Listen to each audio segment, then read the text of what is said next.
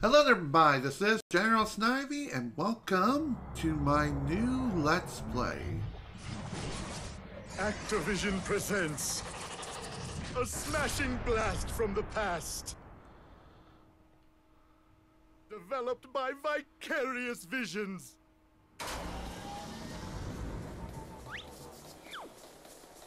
It's Crash Bandicoot!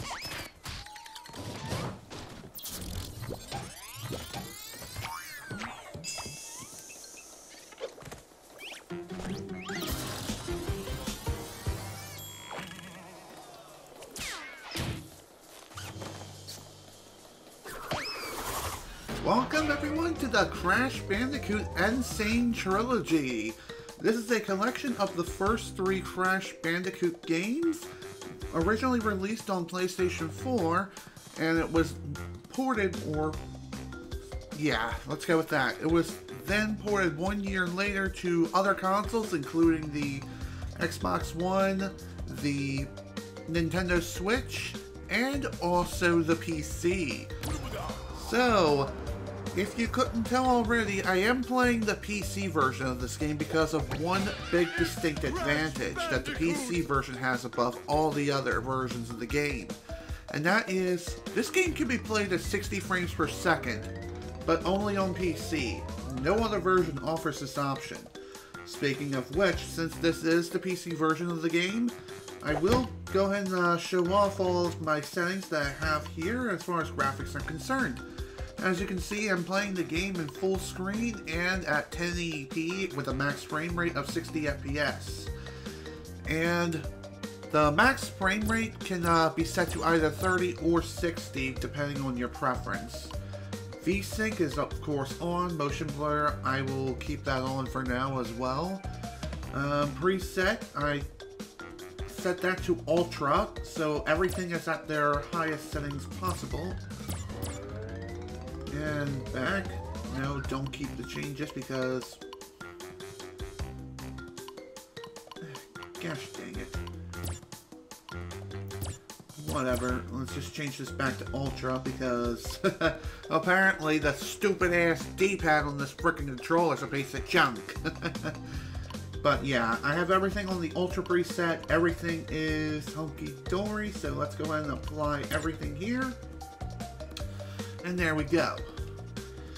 So, as you can see, there are three games bundled with the N Sane Trilogy, no matter which version of the game you're playing, whether it be PS4, Xbox One, PC, or Switch. You get, of course, Crash Bandicoot 1, Crash Bandicoot 2, Crash Bandicoot 2, Cortex Strikes Back. And of course, it's Crash Bandicoot 4! Love that grunt. But for the purpose of this playthrough, I will be playing through the original Crash Bandicoot. And the reason why is because when I first played through this remake on PS4, I do love the game, but I do notice a lot of differences besides the graphical overhaul. It also plays very differently as well, and it also has questionable hit detection. Not exactly something that's really nice to see, but nonetheless, I feel like most of those problems and the initial hit detection problems I've experienced have been eradicated for the most part, though there are still some instances of bullshit throughout the game, and it's also prevalent in Crash 2 as well. Oddly enough, I haven't played the third game in this collection yet on either PS4 or the PC yet. So, yeah, I have no idea what that's like. But as you can see, with Crash 1, there's a little text underneath the new game that says Stormy Assent. Well, what that is a optional level and a new level that was previously cut in the original Crash Bandicoot, but was added in as DLC for the N Sane Trilogy. The Stormy Assent DLC was initially free, but then it was charged to like $4.99 or something on PSN or something. But with every subsequent version of the game that was released, including PC as well as Xbox One and Switch, the DLC for Stormy Assent, as well as its other new level that was also added to this collection, Future Tense, was added for free. So, there you go. You get some really great value when it comes to this collection, especially nowadays. So, with that in mind, let's go ahead and begin a new game and a new N Sane adventure. And whenever you start a new game and you have a save file present, it'll tell you that starting a new game will override the autosave slot. I'm going to go ahead and do this because I already do have a save slot active, but this playthrough save slot will go elsewhere. So, let's do it. Let's begin Crash Bandicoot.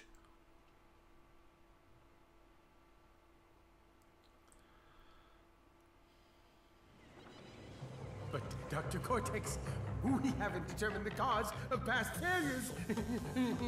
Moron! This Bandicoot will be my general, and he will lead my Cortex commandos to world domination. This time, I shall reign triumphant.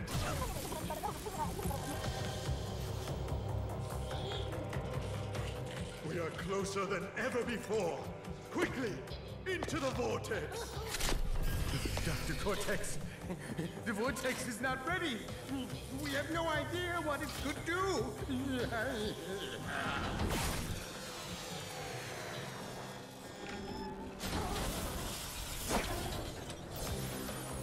Failure again. Capture him! Uh-oh. Prepare the female Bandicoot.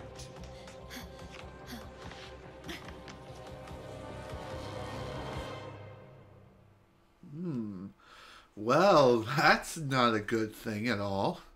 Also, if you notice me skipping around, this is unfortunately due to the fact that the way this game is and how it's treated with OBS, and even XSplit more so, for whatever reason, in between loading screens of loading a level and the world map, the game's frame rate drops to around 45-ish FPS, and also causes my webcam to lag quite a bit. So if you notice me skipping around, I do apologize for that, but that should not affect any sort of syncing issues whatsoever. So anyway, as you can see, Crash Bandicoot, when it comes to this game in particular, your moveset is the most limited here because, well, because reasons. No, that isn't it. Dang it. Anyway, basic controls are very, very straightforward, and hell, they're even displayed to you right here, so... A is to jump, X is to spin, or if you're playing on a PlayStation 4 controller, that would be the square button. And if you're playing on Switch, then the spin is a different button altogether. But as you can see, the basics of the game are very straightforward. You just need to go from beginning to end of each... Blech. You just need to go to the beginning and... Oh my god, I cannot speak today! Anyway, as I was trying to say, you go from beginning to end of each level trying to of course survive with your button tacked, kill anyone who stands in your way, and break all the boxes that are in each and every single level. However, there will be instances where you will not be able to do this. This is not one of those levels. You can easily just, you can easily go through and break all the boxes with no issue whatsoever. And of course, there's 2 boxes left. And here they are. When it comes to this particular version of the game, this version is quite different as opposed to the original version. And the biggest difference of all is the way you collect gems in this game. Sure, the objective is the same, break all the boxes, and the level and you will be awarded a gem. But in this version of the game, and that applies to all versions of the N Sane Trilogy, for the regular clear gems, you don't need to worry about dying, because if you died in the original, you would essentially have to start the entire level all over again in order to break the remaining boxes. And thankfully that has been rectified for the most part when it comes to the clear gems. Color gems are a different story. They follow the original's formula where if you die in the level, you won't be able to get the gem, even if you do break all the boxes. So that is kind of unfortunate.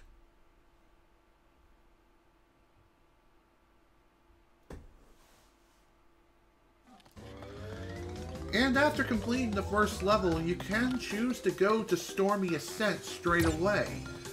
Stormy Assent is right here, like at the very end of the game. So if you really want to put your skills to the test, feel free to go here first and just have some fun.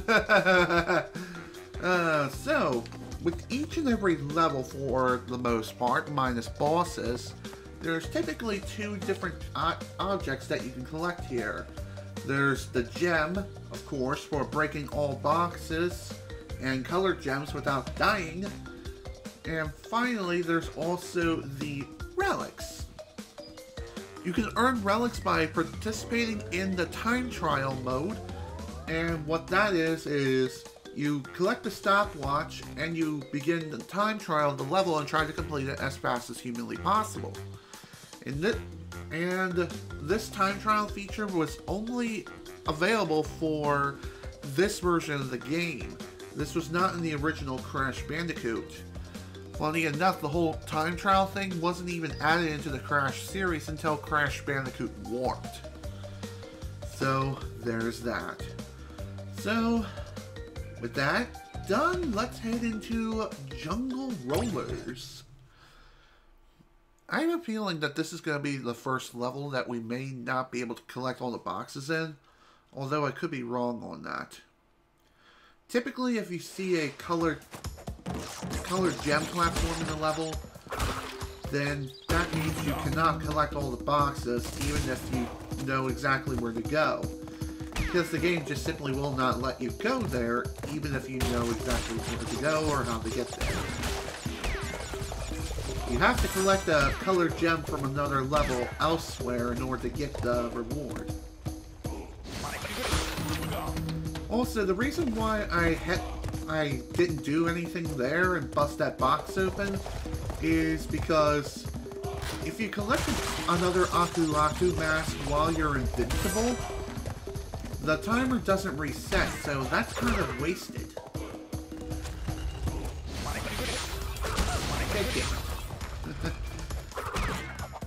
That particular set of boxes is really tricky to hit without getting blown up yourself. It's like you gotta spin at just the right place in order to hit the middle box and drop the TNT box on top of the other one. Anyway, welcome to the bonus stage. In the original Crash Bandicoot, the bonus stages are purely just that, bonuses. And you don't need to break all the boxes in order to get everything from the level. But in the N Sane Trilogy, you do need to go through here and break all the boxes open. But the nice thing about the bonus stages in the N Sane Trilogy is that deaths in the stage do not count towards any sort of death total whatsoever, and you can repeat bonus stages as many times as you would like. Also, I missed 3 freaking boxes. God damn it. Screw it.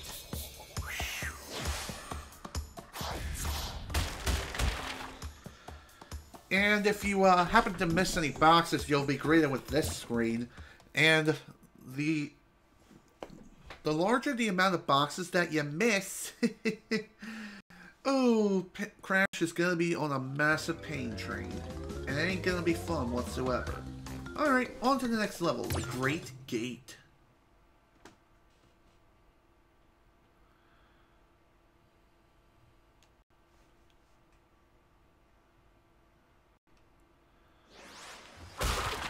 Again, I apologize for any skippiness that you may have witnessed throughout the entirety of the stream so far, but again, this seems to only apply to this game in particular, not so much any of the other ones that I have in my collection at this point.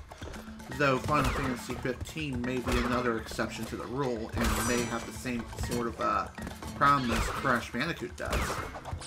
Though, I can't say if that's absolutely true or not.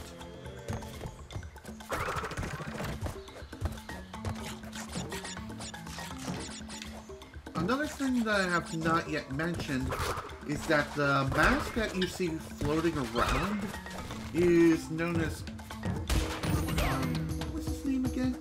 Oh yeah, Aku Aku. Collect one and you get an extra hit. Collect another, you can take up to 2 hits.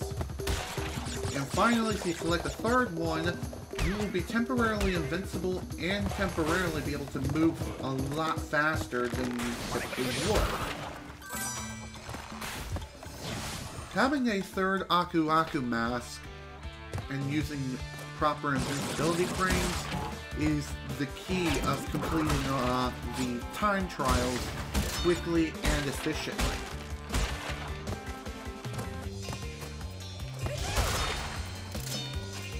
As far as this game is concerned, what control scheme do I prefer over whether it be the originals controls or the N Sane Trilogy's controls? I like both, but I feel like I prefer the N Sane's controls more. And the reason why is because it's more universally defined. It's honestly better in just about every way possible. And there's one other thing I have not mentioned yet, and that is when you're bouncing on those bouncy boxes and collecting Wumpa Fruit, in the N Sane Trilogy, you get 2 Wumpa Fruit per bounce, and you bounce like 5 times. You can bounce up to 5 times on the box before it breaks. But in the original version of the game, you can bounce onto it up to 10 times, but only get like 1 Wumpa Fruit per bounce. So basically you get the same amount, but you get the same amount of Wumpa Fruit per box, but you have to, but with less bounces. Anyway, welcome to the first chase level. When you come to chase levels of any sort, whether it be you're running away from boulders or anything else of the sort, your Aku Aku masks are taken away from you no matter how many you have. And another really cool feature when it comes to the stage, or any chase stages in particular in the N Sane Trilogy, if you don't break the boxes yourself and the boulder does it for you, that still counts towards your box total. But if you, but in the original, this was not the case. If you didn't break it, it didn't count. Which was bull. A load of frickin' bull crap. And that was just not a good thing at all. Alright, next level, upstream. Also, you may have noticed that I haven't been streaming in quite a long time. And the whole reason why I haven't streamed in so long was because of the fact I was dealing with a lot of stress from work, and it was getting so frickin' bad, I was losing my mind. I was stressed out constantly, I was left emotionally drained all the time, each and every single day, and it was just affecting my health in the worst ways possible. And overall, I just was not happy at all. So, I went ahead and turned in my 2 weeks notice 2 weeks ago. And my last day of work was October the 5th of 2018. So, that's good. At least I'm finally out of the freaking job, and now I can get back to what matters most. Maintaining my sanity. See what I did there? And also keeping a level head, trying to don't even remember what I was trying to say, but either way...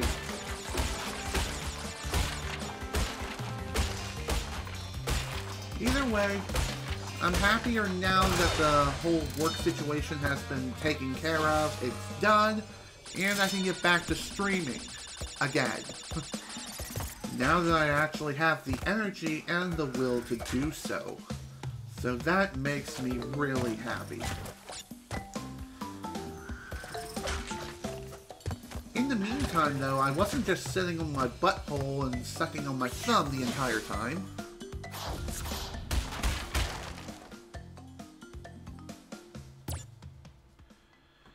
Okay.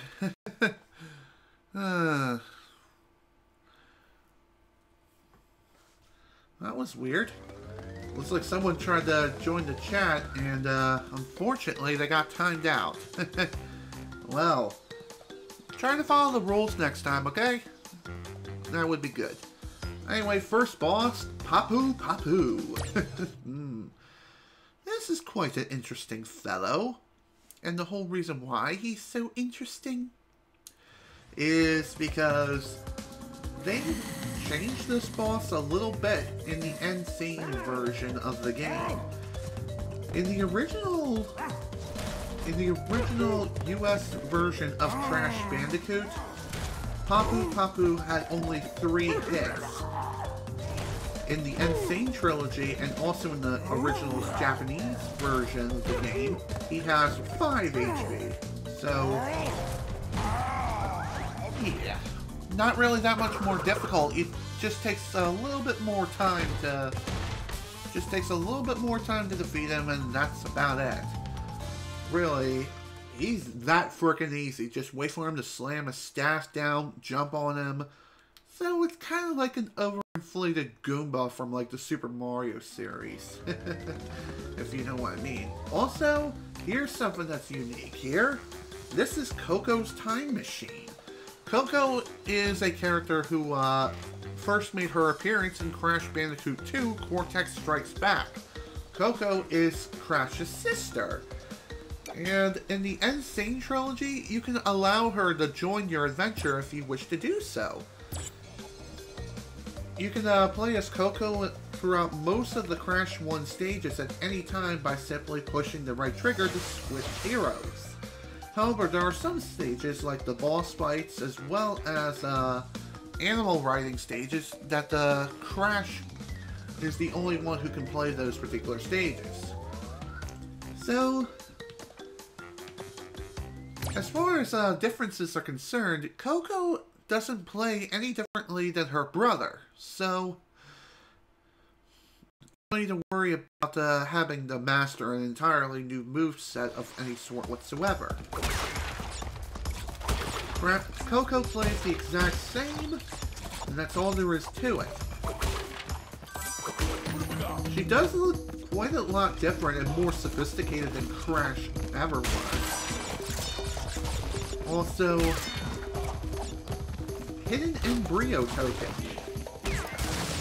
The embryo tokens are optional.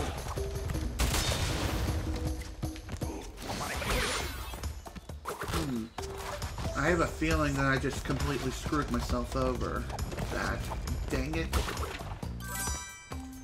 You know what? Screw it. I'm just gonna get out of the stage and restart it, because when it comes to the embryo tokens on this particular stage, the embryo tokens can very easily be missed and or destroyed. This also applies to regular tokens as well. So that's also another thing that's worth bringing up too. So even if you have the invincibility masks, be careful when using the mask's power. With great power comes great responsibility. And if you completely screw up its usage, then unfortunately, you're going to get completely screwed over. Okay. Crap. That's all I wanted.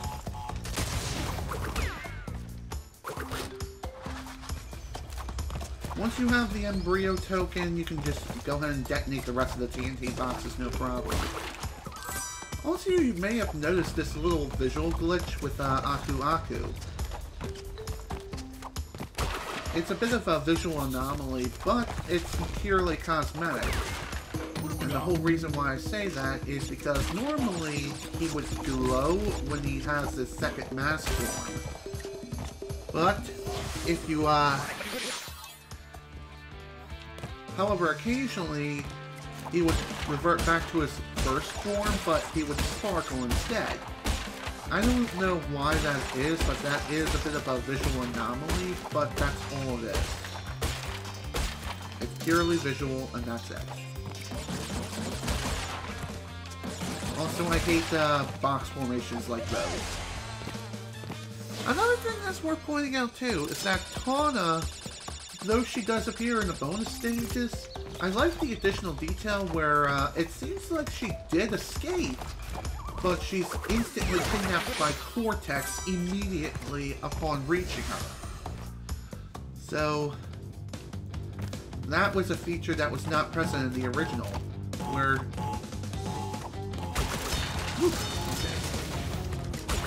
Where in the original, she would just stand there like one of those prize girls that you would see on The Price is Right, or something. But, anyway, the embryo stages, just like with the regular bonus stages in general, they also offer you opportunities to get more boxes, more lives, and even more so, considering the fact that the embryo bonus stages themselves are extremely difficult. Maybe not so much on the Dark Souls level kind of difficulty or anything like that, but even so. Still very, very difficult. But if you can get through it, you'll be greatly rewarded. Especially if you can manage to break all the boxes in the entire stage. Alright, on to the next one, Hog Wild. And this is another stage where you can only play as Crash. Why? Who knows? I don't know if there's any sort of chronological reasoning, but it is what it is. Let's go! The riding stages such as Hog Wild are purely auto-scrollers. So, all you can do is just move left and right and jump over pits. If you run into anyone or anything in the stage, you will instantly die. And even if you happen to have any Aku Aku masks, they are not going to help you at all. There's also a pretty interesting frame-perfect timing when it comes to these particular stages. And that is, if you jump and hit the jump button again at just the right time, you can, oddly enough, move even faster than you're supposed to. Damn it. Yeah. And here I am trying to show off that particular glitch. Well, I did it, but I crashed and burned. Okay, enough screwing around. Let's go. But if you can time the glitch perfectly, you'll move it only slightly faster. And it's also pretty good to have. It's a good technique to use, but it's not perfect.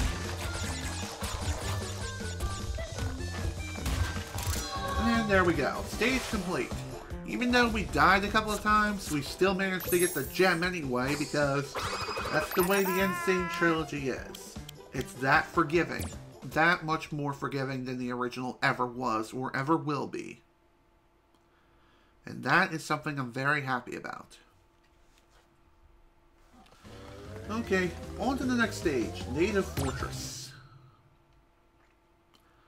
Native Fortress is going to be the first stage where things are really going to start picking up as far as difficulty is concerned. This is the first truly, one of the more difficult stages in the entire game. And from here on out, things are only going to get harder.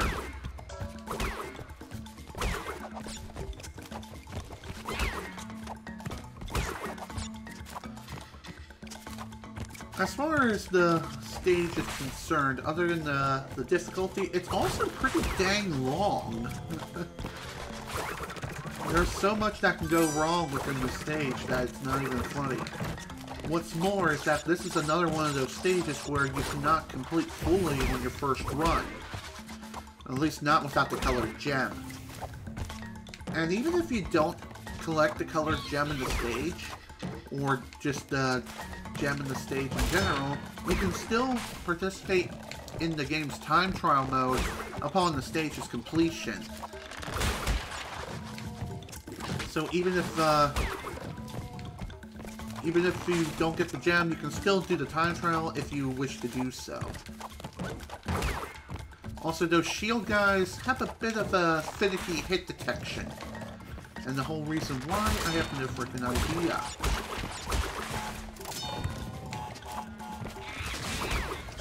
But either way, what you really have to do in order to defeat them, you just have to jump on them and get them to put their shields on top of their heads. And once you do that, then you can spin attack them and kill them instantaneously. No problem. Here we go. Oddly enough, that particular bonus stage can be a pretty difficult one for whatever reason. Well, okay, no. It's not difficult per se. It's just...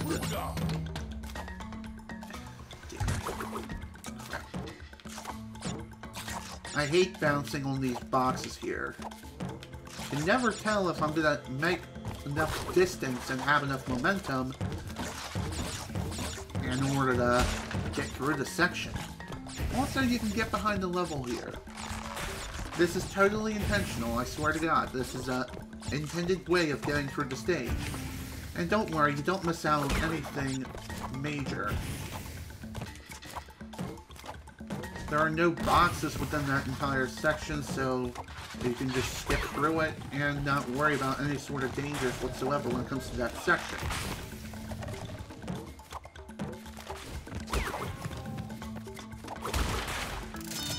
Another thing that's worth noting too is that the momentum in this game works a bit differently compared to the original.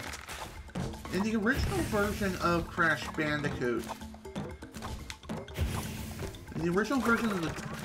Crash Bandicoot, the more you hold your analog stick, the more distance you gain, even if you start at a standstill position. So, no matter the distance, even if you were at a standstill, you can still get the same distance as you would making a running start. But, in this game, it doesn't work like that, which is dumb. Really, really dumb. I don't know why they changed that, but whatever. In this game, you do have to have a running start in order to maintain or go anywhere as far as jumping on enemies is concerned or crossing across gaps. Because your momentum can easily be killed by basically anything and everything. Alright, let's switch back to Crash and go up the creek. Let's go up a creek. And not a shit creek.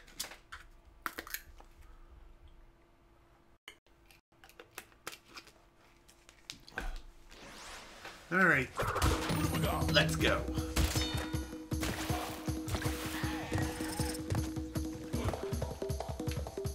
So anyway, this game is split into several islands. I believe there are 3 islands in total, and we're already on the 2nd island. But there's still a lot to be done throughout the course of the game. And in order to get 100% completion, you not only need to complete all the stages, but you also need to break open all the crates in all the stages. And get all the gems, including the colored gems. And for this playthrough, of course, I will be going after all of the gems and basically going for that 100% completion.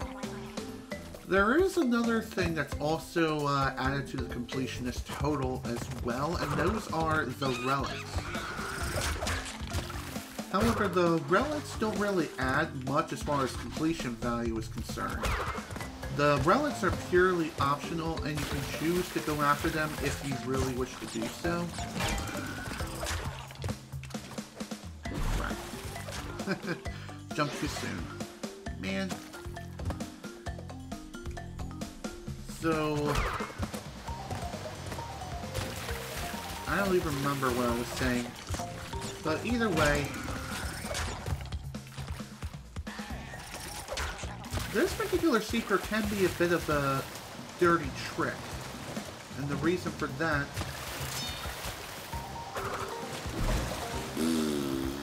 Dang it.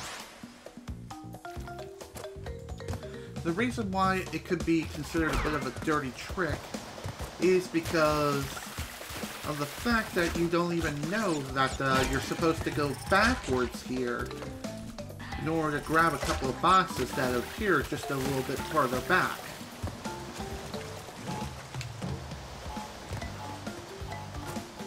But honestly, it's not that bad, and the Wumpa Fruit does give you some sort of indication that, hey, you should go back a little bit.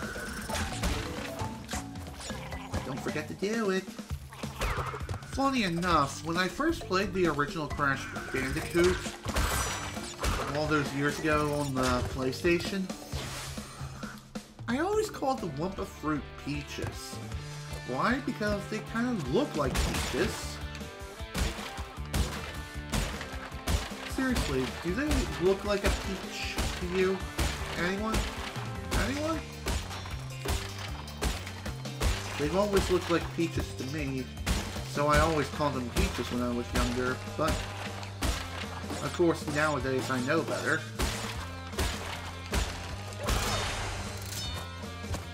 And there we go. Bonus stage is cleared. By the way, whenever you enter a level, Aku Aku will give you a hint when it comes to that particular level. And all hints within all levels are static. So the same hint is going to be offered for each and every single level that you enter. So if he says, for example, find a colored gem elsewhere to unlock a new path, then he'll say that again when you re-enter that same level. Alright, on to the next boss, Ripperoo. Now, Ripperoo is an interesting character, and he also has a bit of a history, too. Ripperoo is not really that difficult of a fight. You just need to memorize his pattern, hit the top of the big TNT boxes at just the right time, and pray that the Ripperoo bounces at just the right point.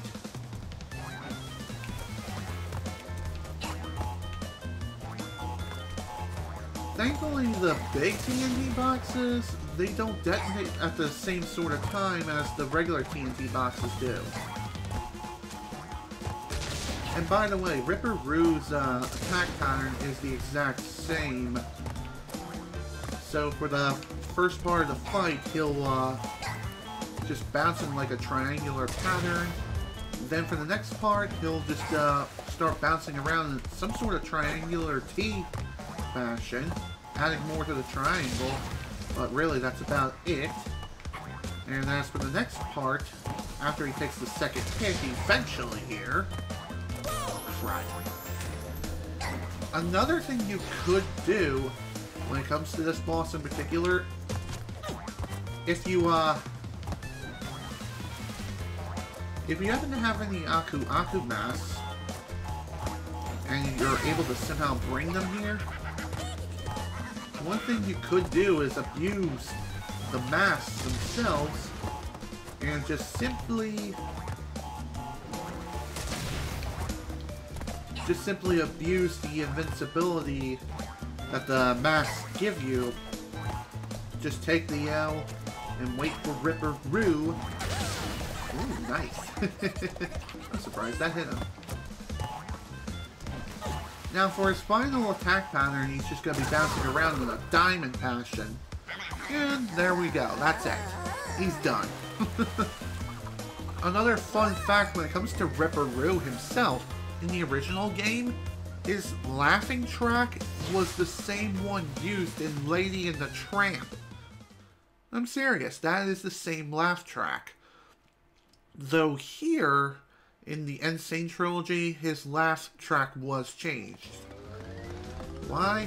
Well, probably because of copyright reasons?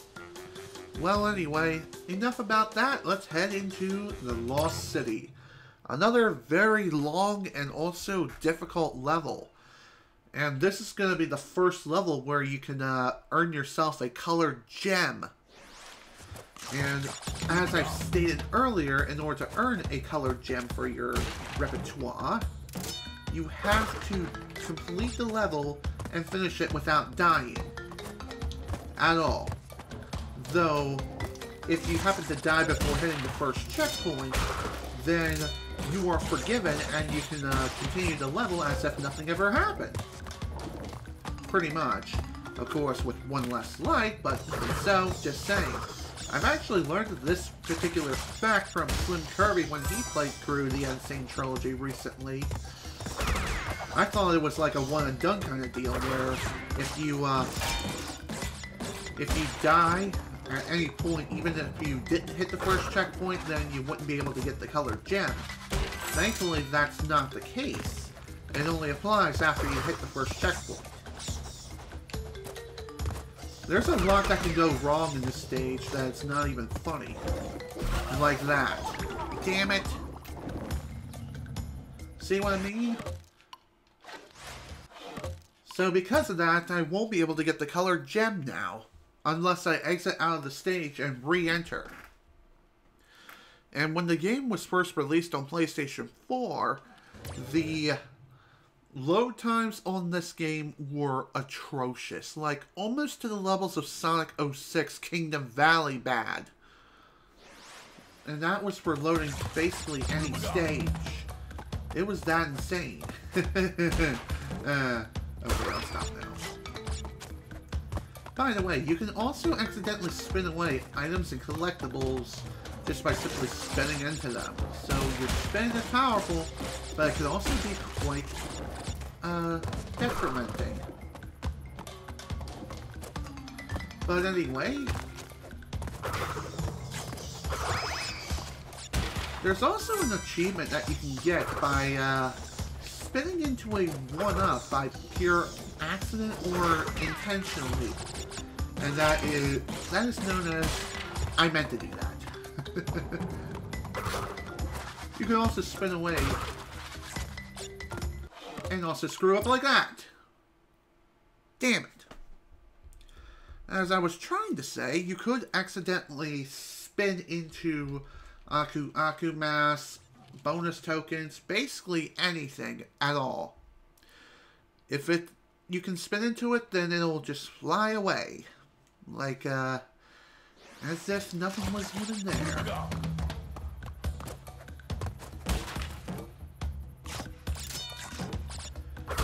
There's another thing that I have not noted yet, and that is... Excuse me, kind of kicked in my mouth a little.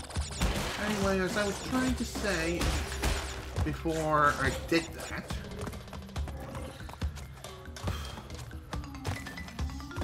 What was I trying to say? Oh yeah, something about extra lives. If you have noticed an extra life was at a particular location, if you happen to have collected it before, even if you have re-entered the stage and by exiting, then you can't collect that particular extra life again until you reload your save file. So that's kind of unfortunate, but that's just the way it is.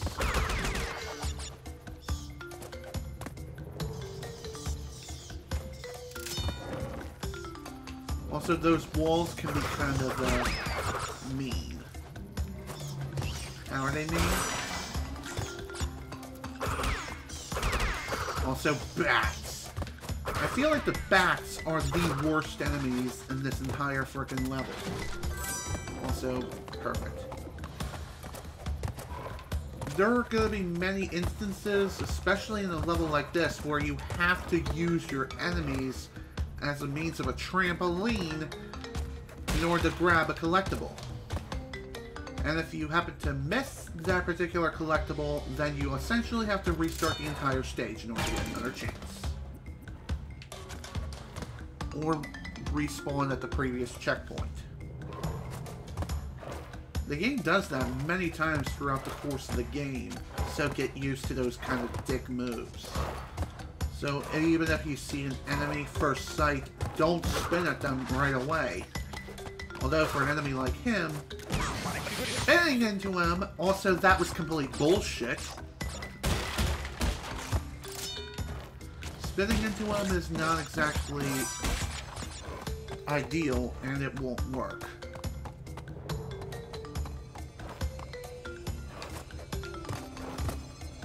Okay, on to the embryo bonus stage. As I stated many times before, deaths here or on any bonus stage whatsoever do not count towards your total. They don't count as deaths, so don't worry about the whole no death thing if you happen to die during any embryo stage or any other bonus stages at all in this game. Really don't like the fact that I don't have a frickin' mask here because there's this asshat. Come on. So when it comes to levels like these, you want to take it very, very slow. And sometimes it's a better idea to just simply wait for the pattern to complete itself before you proceed. Sometimes even just standing around and observing the pattern itself is a better idea than just rushing in headlong into danger.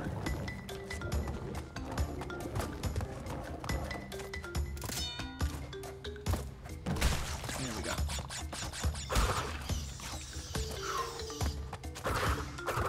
Screw you!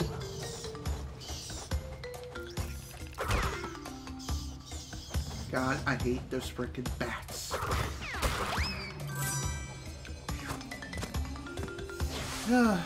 Okay. We don't have too much further left to go. Just gotta get through this bonus stage.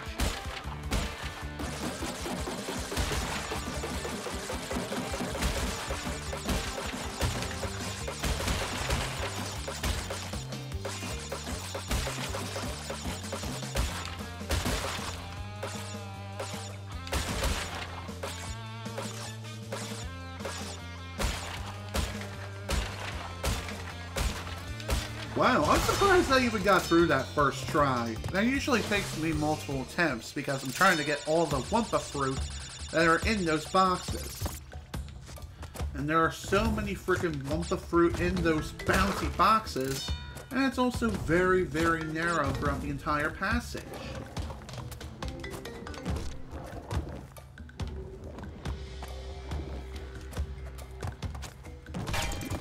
Ah, take that!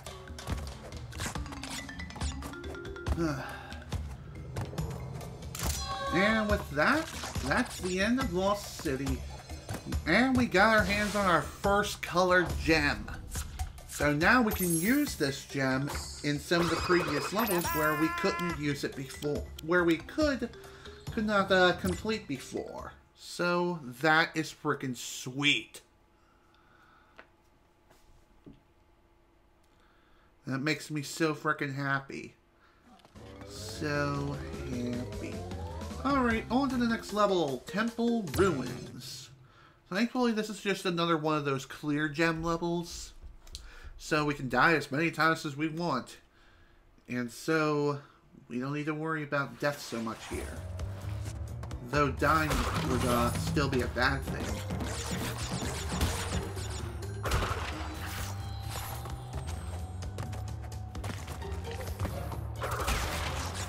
Go. Here, that's snake.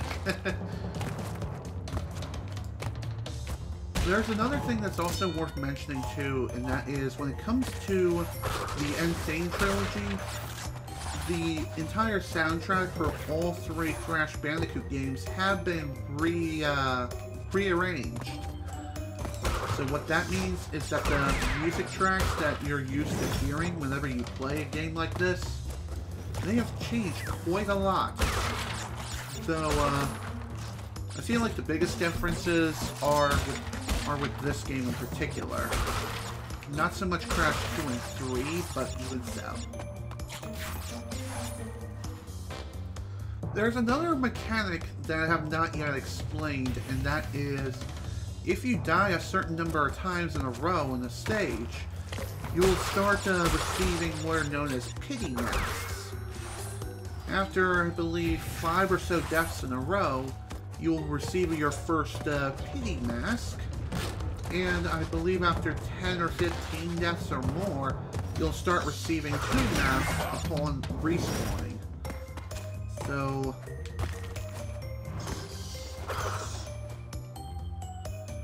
okay. I was not confident with that platform there. Thankfully, even if a platform does fall, it will respawn after a certain amount of time passes, so you just gotta be patient and wait. Also, these Wumpa fruit are signifying, hey, there's a path over here. Follow it.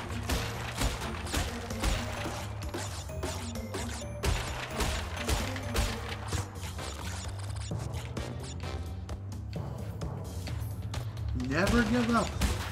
Well, trust your instincts.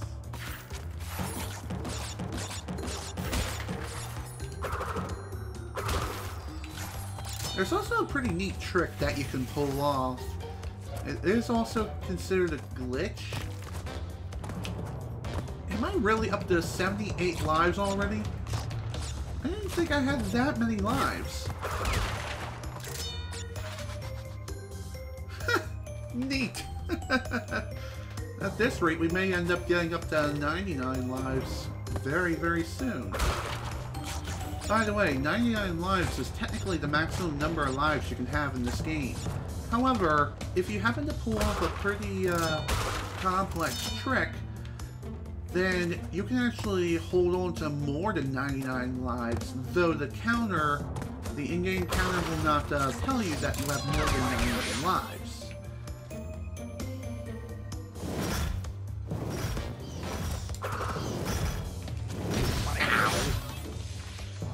Well, damn, that hurt. Screw you, game! That's a load of bullshit. Well, even if you do grab the gem, apparently if you don't leave the level with it, then it doesn't stay collected, which is kind of stupid. But at the very least, you can still collect the gem again. Though I'm not too sure if this also applies to the colored gems as well. Then again, maybe they do, and I just don't know it. Actually, no. How it works is, once you collect the gem, even though it doesn't show up in your inventory, so long as you've collected it, that's all that matters. You still have it. So there we go. Man, what a bad ending to that level, I swear. Probably the worst ending I've ever had to a level. Oh well, not exactly much I can do about it. On to the next level, one of the most infamous levels in the entire game, Road to Nowhere. There's another level that's exactly like this, known as the High Road. And my god, these levels suck! These are some of the worst levels in the entire game. As you can see, it's a pretty straightforward and narrow path, followed by a huge suspension bridge that you must traverse. But when it comes to stages like this, there's also a lot that can go wrong. That includes having to not have enough momentum in order to make a jump. There's also these warthogs here that defy gravity, physics, and also every sort of matter of existence ever. They're invincible. If you run into them, you will die. But if you have an Aku Aku mask, he can kill them, but it does take one mask away. No matter if you jump on them or spin on them, they will still kill you no matter what. Another really cool feature when it comes to this game in particular, or the N Sane Trilogy in general, is that if you happen to die enough times and not make very much progress, there will be another checkpoint that spawns later, like a short distance later on in the level.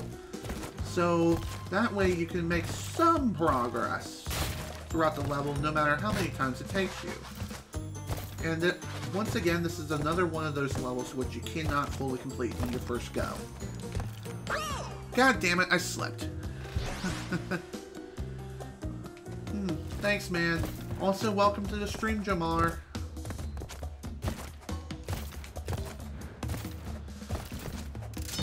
Another thing I wanted to mention was, in the original game and even in the N Sane Trilogy, you can walk on the ropes that are on this bridge, but it's a bit finicky in the N Sane Trilogy, and that is due to the fact that the edges are rounded.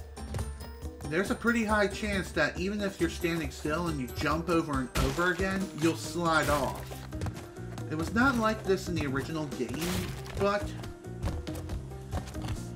even in the original, it was still easier to perform. There we go. Alright, we're getting ready to start the hardest part of the level next.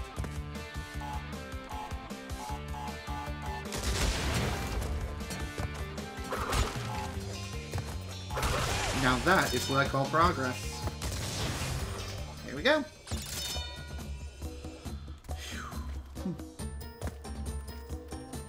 Oh. Okay.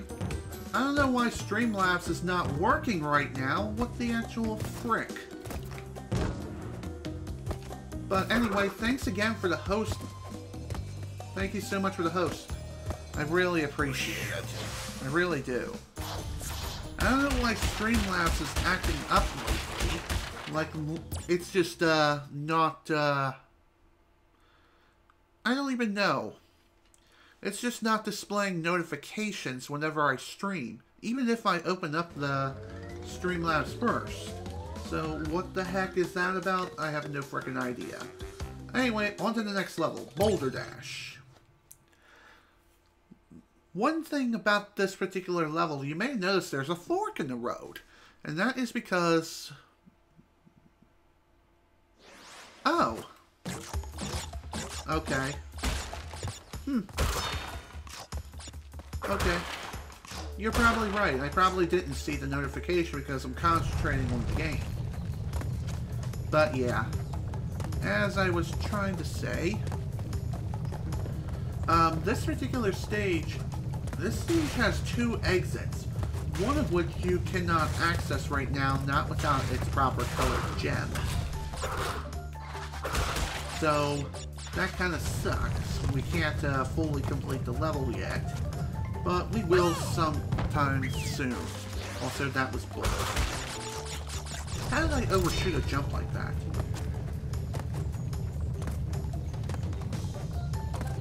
Well, whatever. It's fine. There's also a pretty interesting quirk when it comes to the boulders in this level, and that is, if a boulder squishes you, it slows down. Also, my green screen's kind of freaking out. I'll fix that after this level's finished, which should be very, very shortly. I'm guessing the reason why my green screen's kind of freaking out right now is just due to the lighting of the sun. Also, there was no way to get the boulder to start chasing you and then you run back into the tunnel and safely let the boulder just roll. If you can do that, that would be insane. Pun totally intended. Hit.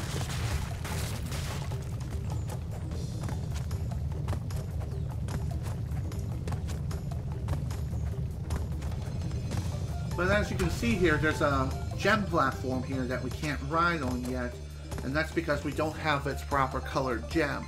So we kind of have to leave. I'm playing on the PC. I'm playing the PC version of the game, to answer your question.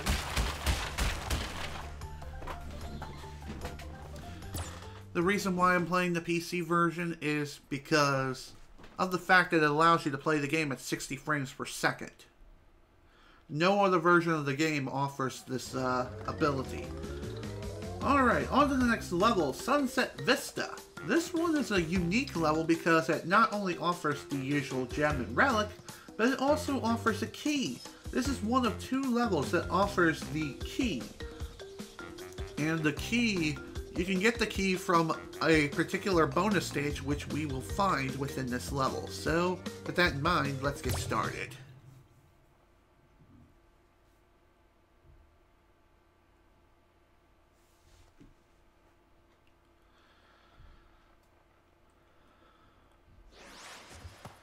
So as that loading screen indicated, you can choose to play the game with either analog controls or with the D-pad.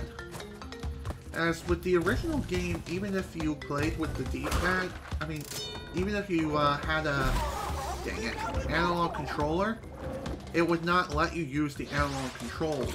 Instead, you would have to use the D-pad, and only the D-pad. But in this version, you can use either the D-pad or analog controls. It's purely based on preference. Sometimes you may want some extra precision by using the D-pad as opposed to an analog stick. But again, that's all up to personal preference.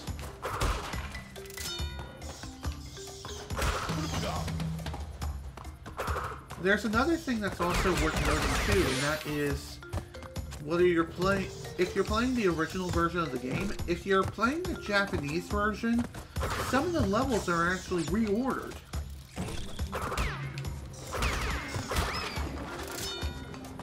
Why are some of the levels reordered? Probably because they wanted to make the Japanese version easier than the international version, which I can see why they did that. But not so sure if they did that same thing with the N Sane Trilogy edition of the game, but I do know they changed like Crash's eyebrows in this version of the game. At least when it comes to the Japanese version. Not so much the international version, but hey, just saying, it's just another fact. Just another thing I feel like throwing out there for trivia's sake.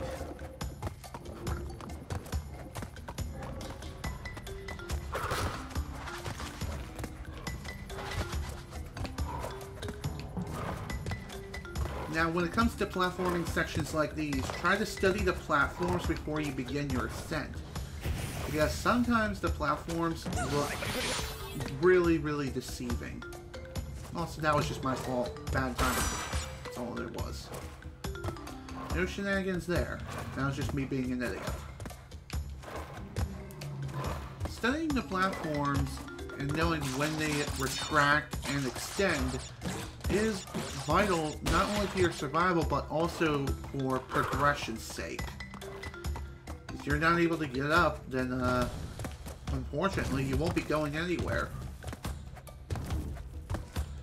Also, those particular bridges there, they can be a bit tricky. Christ. Damn it! Burnt alive to a freaking crisp. Sometimes you just gotta wait for the right pattern. And the pattern for these platforms are a bit inconsistent with the walls themselves. Damn it! Come on! Quit being such a dick. Yes, indeed. I hate that crap as well, and it's extremely prevalent in Stormy Assent, which I feel like is the worst offender of this. I mean, whole reason why Stormy Assent was never in the original game was because it was deemed too hard by the developers and the QA testers. And it was that way for a reason.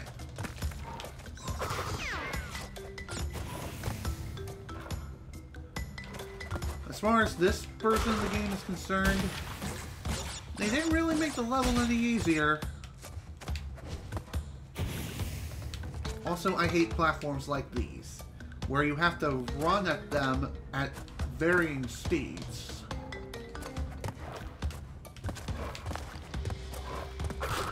And if you happen to time it incorrectly, well then, you're gonna be in trouble.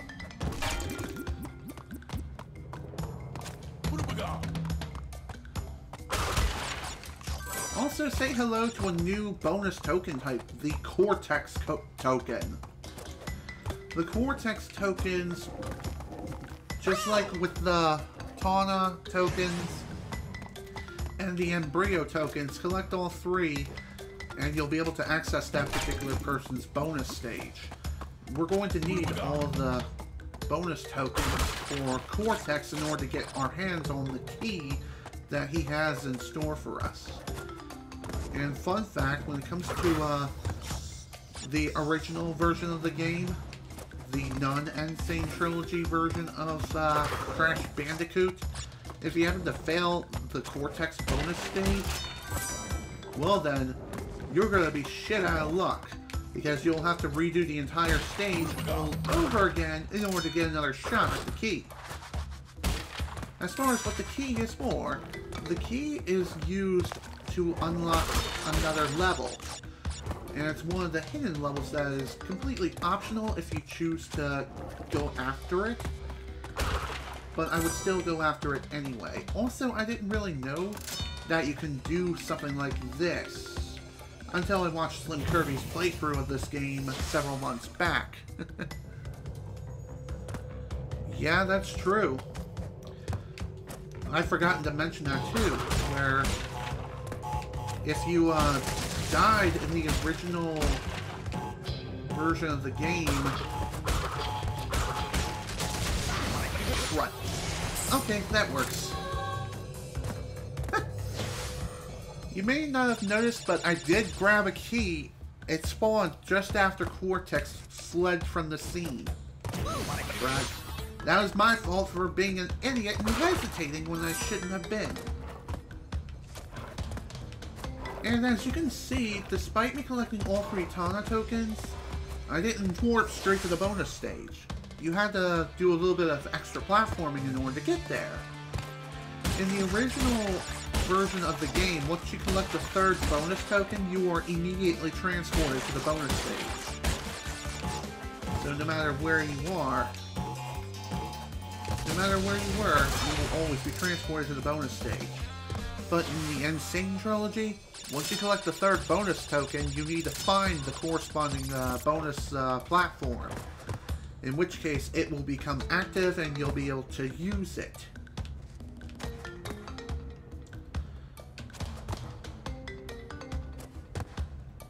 Also, these platforms can be a bit deceptive.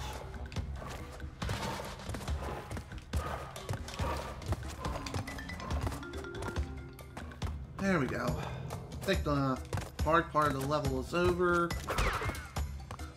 I'm surprised that even worked. Phew.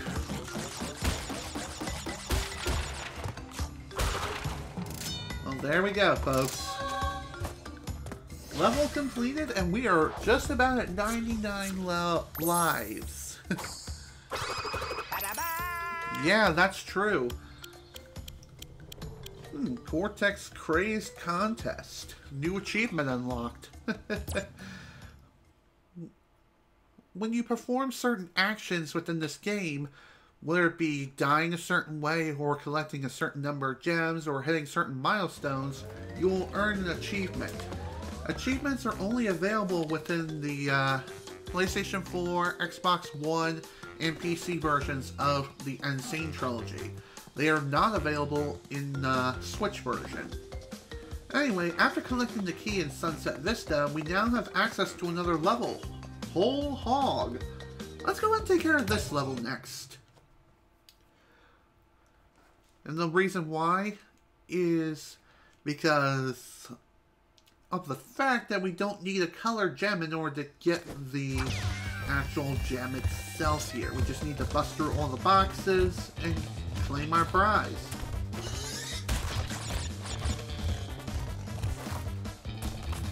This level right here is completely optional, but if you do choose to take it on, be prepared for a wild ride, and also fun under the sun. Also another achievement on Cloud 99. You earn that achievement in particular for obtaining 99 lives, which is the maximum number of lives you can get in the game. So even if you collect any more, if you have 99 lives, it won't go any higher. It's not like how it works with Bandicoot, where even if you collected 9 lives, you can still collect additional lives, and it would still be added to your total. But here, 99 is all you can get. And that's all you can hold. And there we go. Level complete, and we're up to 46% completed already. And we're only an hour and 16 minutes into this session. Wow. I feel like I'm a freaking speedrunner already. That's funny, because that's not the case at all. I am not speedrunning this game. At least I'm not looking to do so anytime soon. Just saying though, that's just me. Anyway, on to the next boss, Koala Kong. And he ain't a member of the DK crew. He never will be, even if he has buns of steel and skips leg day 365 days a year. Anyway, in order to deal damage to Koala Kong, you have to... What you have to do is avoid the boulder barrage that he throws at you. Wait until he picks up a giant boulder, tries to throw it at you, and then wait for him to do his action poses, just show you how tough he is, as he's trying ever so desperately to get into the Salty Splatoon, whatever the frick the name of the bar is. But either way, wait for him to throw the boulder, and also wait for the minecarts to fly by. As you get further and further into this fight, it does become more and more difficult to dodge not only the boulders themselves, but also the TNT that rains down. And the TNT... Come on, man! Interesting. You never played Cortex Strikes Back, but barely played Warped. I played all 3 games of the original trilogy, and I do love them all very, very much. I will say this, the N Sane Trilogy truly is the definitive version of the original Crash Bandicoot trilogy. Even if it has a slightly tweaked or majorly tweaked physics compared to the original version of the game. Whether it be for better or for worse. It's all down to personal preference, really.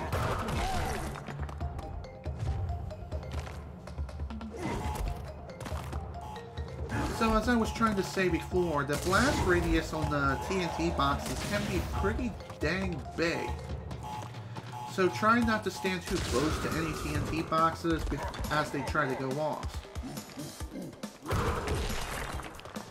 If they go off and you're anywhere near them, you will die.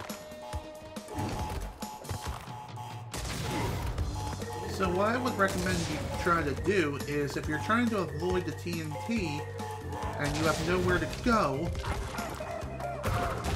what you can do is just try to jump in place as Koala Kong throws a boulder at you in order to jump over the boulder as it's being thrown. But there we go. With that, Koala Kong has been Konged. He's done. He did. And we also get an achievement for it, too. Alright, on to the next level. Heavy Machinery.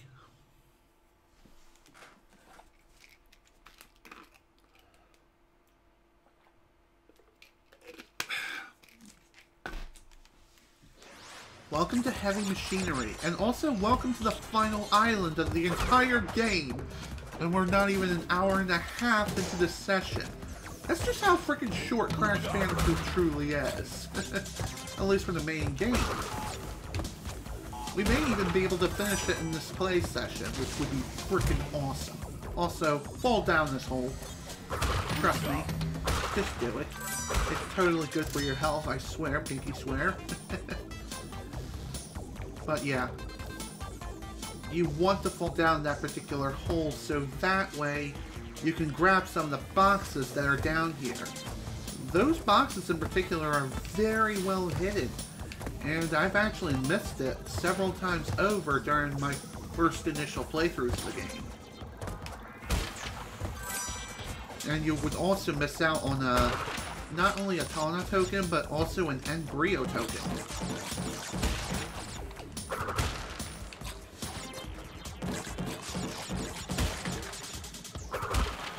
There we go.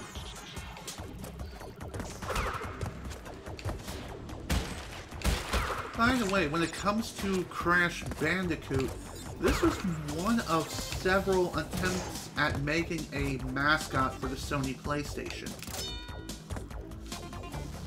There were several attempts, including Spyro the Dragon, and also Crash Bandicoot was another one. And another very obscure character that also tried to be a mascot for the PlayStation was Croc.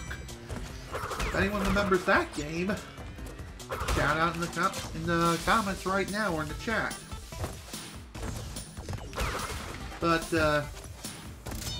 I believe fans have dubbed Crash Bandicoot in particular to be the PlayStation mascot because of its huge presence, and also because of the fact that his games aren't just that freaking stellar. And another really memorable mascot, of course, was Spyro, as I mentioned earlier, but hey, I'm just saying. This was Sony's answer to Nintendo's Mario and Sega Sonic at the time.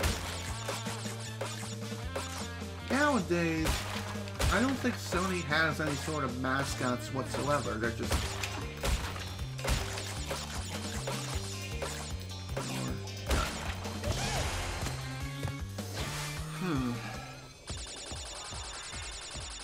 Alright, there we go. Bonus stage complete, and another extra life that we don't need. Of course, we can grab it if we want to, but again, not really going to help us anymore, since we are completely maxed out on lives. How did I manage that?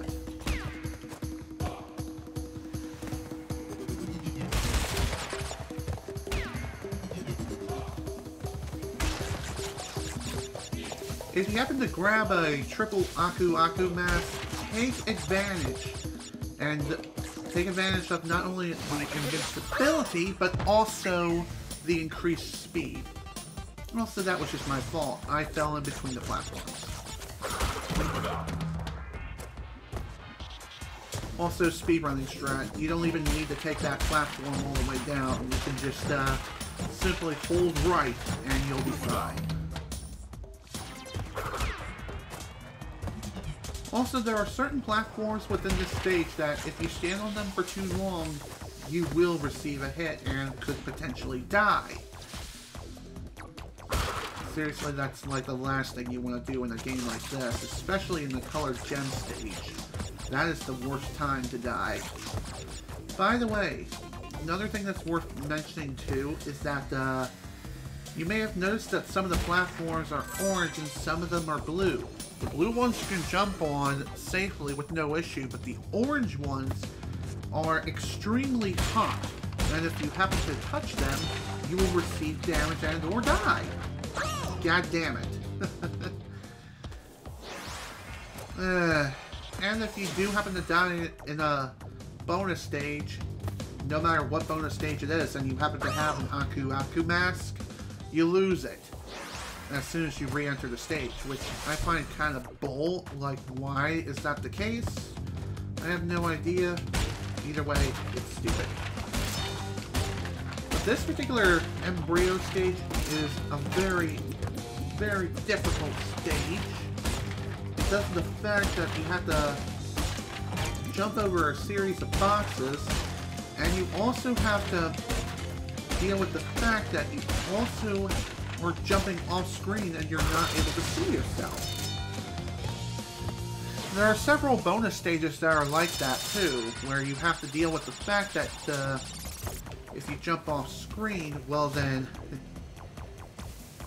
you're not going to be able to see yourself as you make your descent. You could also use your shadow to help you out, but that is not the most useful thing in the world.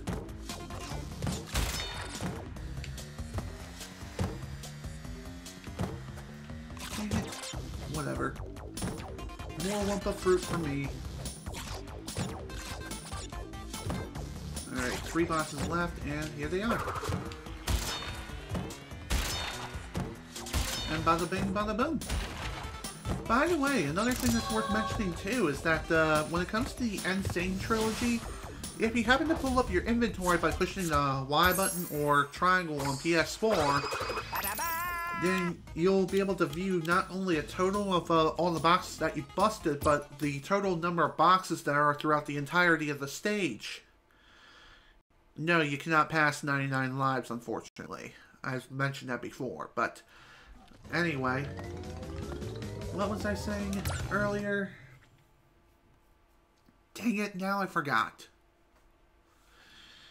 Shoot, I hate it when I do that. Get distracted by one thing and then lose focus immediately. Anyway, welcome to the next level, Cortex Power.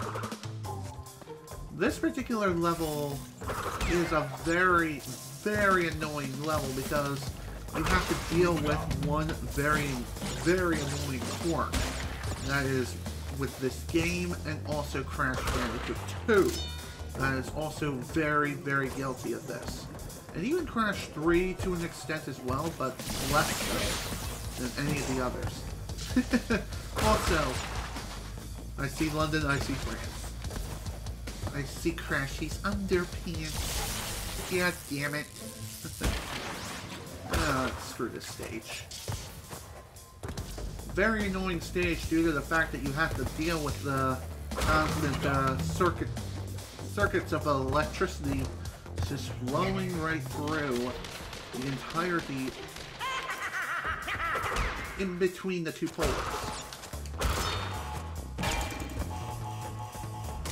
By the way, this is another one of those stages where you cannot fully complete it. Not without its colored gem, which is the blue gem. If you don't have the blue gem, then don't worry about going after all the boxes in the stage. You can just simply ignore them and just move about your day until you come back here later. In which case, that's going to be real fun to deal with. Also, that was complete bull. Damn it! Come on, man! Why you do that? Okay, that was too close.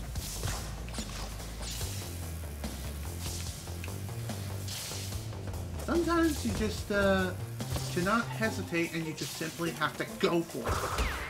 Sometimes you'll be golden and will be perfectly fine. And other times you're gonna die. You're gonna be in trouble.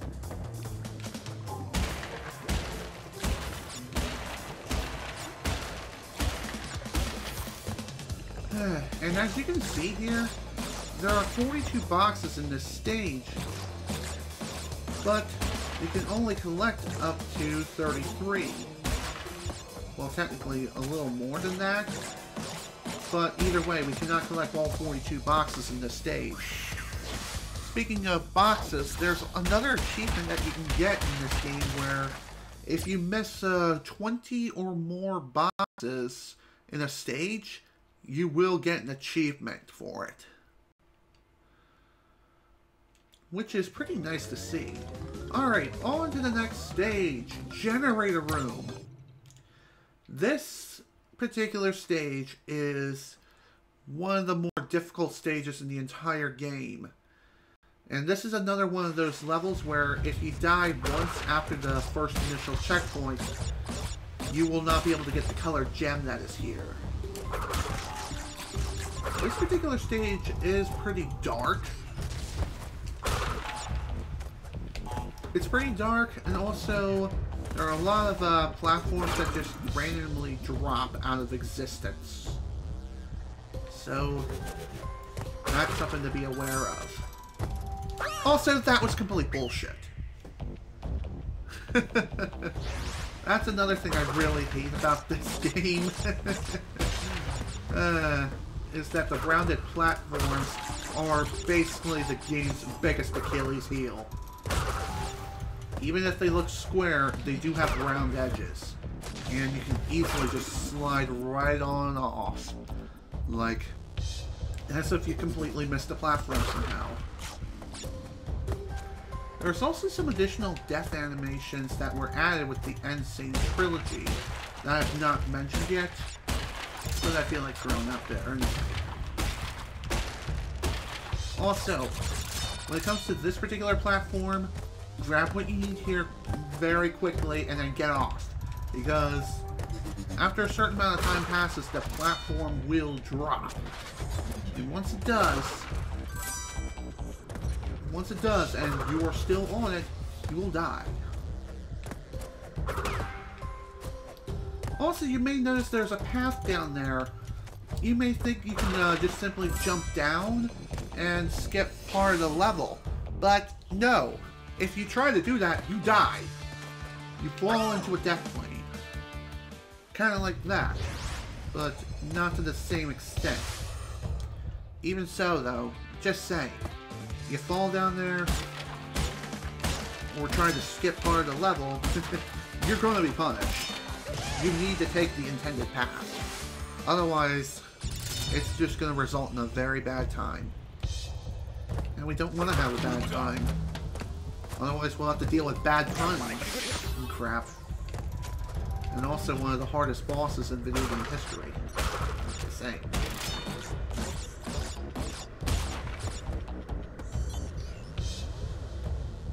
I feel like the worst parts of the...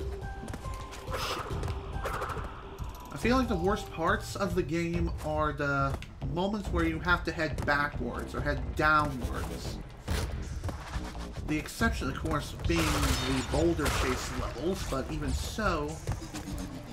Still not a fan. Also, that was bull. Complete bull crap. Man...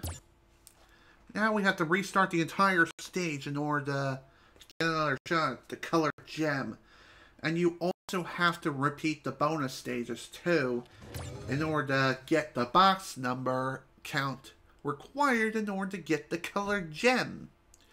But again, those bonus stages are optional in the first game, but not here.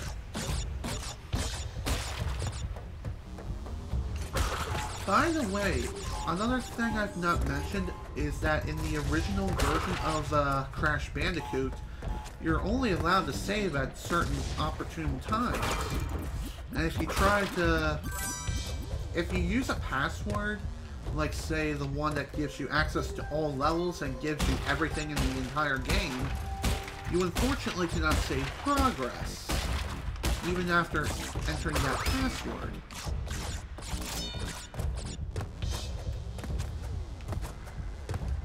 Thankfully, they fixed that in the N Sane Trilogy and did away with the whole password system in the first place.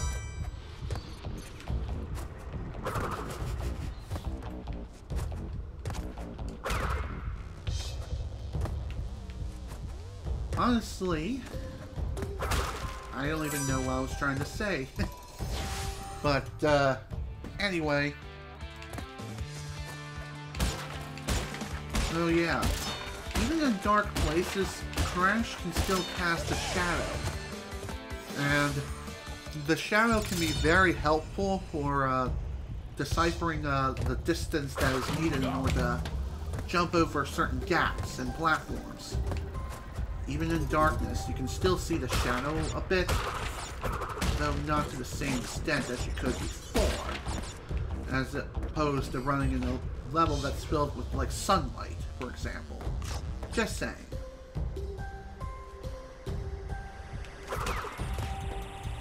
Are you freaking kidding me with that bullshit? God, this game.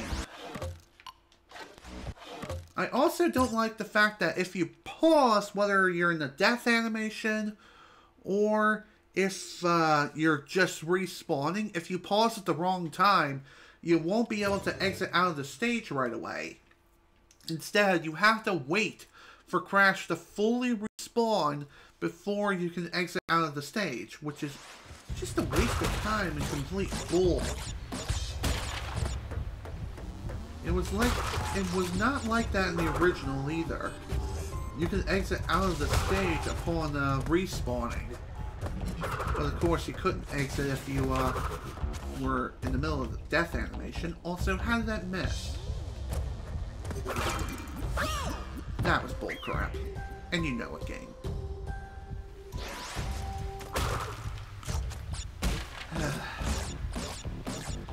Seriously, these colored gem levels, they suck.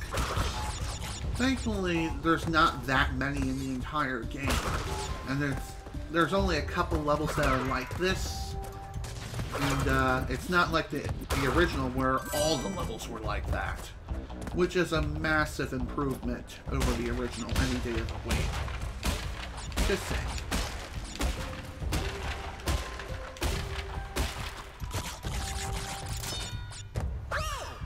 God damn it, game. Again with the slippy slidey bullcrap.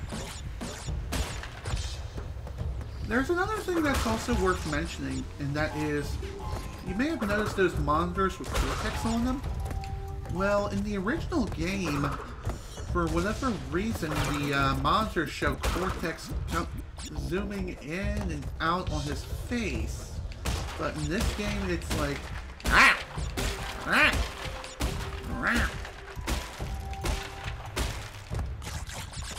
It just looks like a sourpuss kind of mood. Which, can you really blame Cortex due to the fact that Crash is the way he is? Also, that was stupid. That was just a freaking dumb-ass mistake. Completely missed the Tana token, which I should have grabbed, but no, of course not. Because, bull. Well, no, that's just the way the game was designed. It's stupid. It's really, really stupid.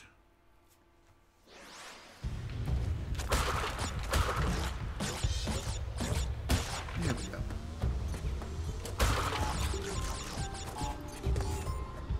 Okay, let's go at this again. Hopefully with less deaths and less bullshit, please. Great. Also pretty dang easy to slip off of the analog stick depending on the controller that you're using. The PS4 controller especially. There are some instances where it's better to play with the D-pad than it is with the analog control stick. Oh my god, I repeated the same exact mistake again. I hate that. Thankfully this was fixed in Crash Bandicoot 2 going forward, where once you bust open a box, the collectible is automatically collected. But in this game, no! You have to bust open the box and then collect the collectible. And it takes about a second or two before it's collected. Okay. This is not that hard. There are way harder levels than this on the horizon, including the high road. And watch as my live count go from a super high amount to something that is so freaking puny and tiny it's almost set to default. Just saying.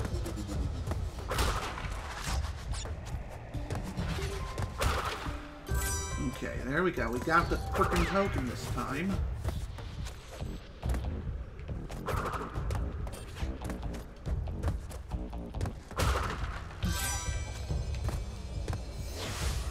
Okay. Come back soon.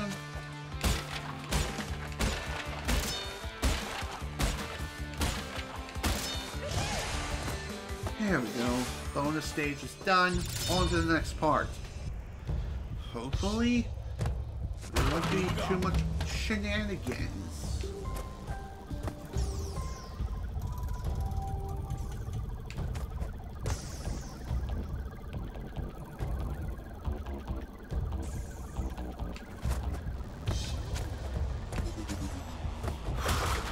I feel like the perspective of this game can really mess with your vision. Especially when it comes to certain parts, like if they're moving towards you and then away from you. That can really mess you up in the worst ways possible.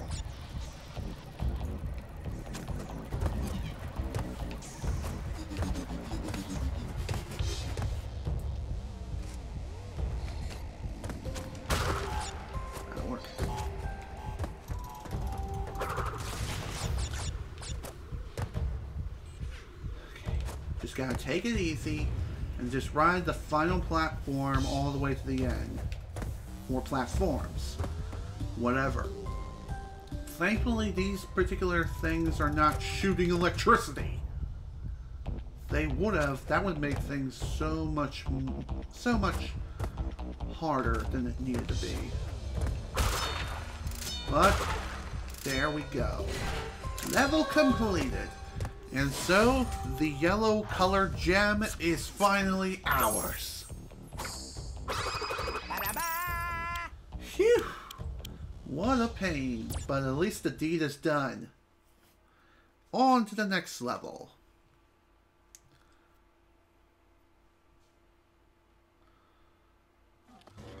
And the next level is another one of those colored gem levels. Toxic Waste. Toxic Waste. Oh my god, this frickin' level. This level right here is considered one of the most difficult levels in the entire game. It's a pretty straightforward concept. You just move forward and jump over barrels as if you're playing frickin' Donkey Kong. What makes this particular level so difficult is that it plays with your eyes and messes with your perspective.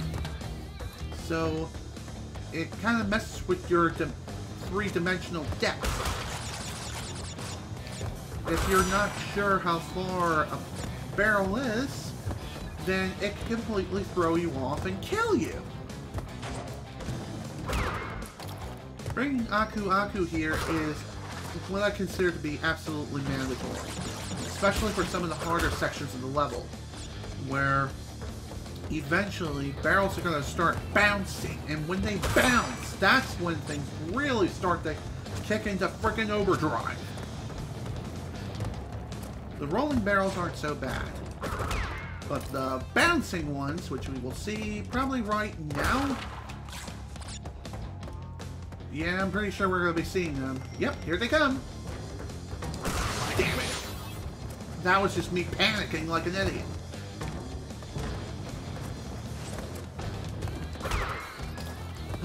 Again, the whole perspective thing completely throws me off. You can get an idea of where the barrels themselves are going to bounce by looking at like the little indentation that they leave on the ground themselves.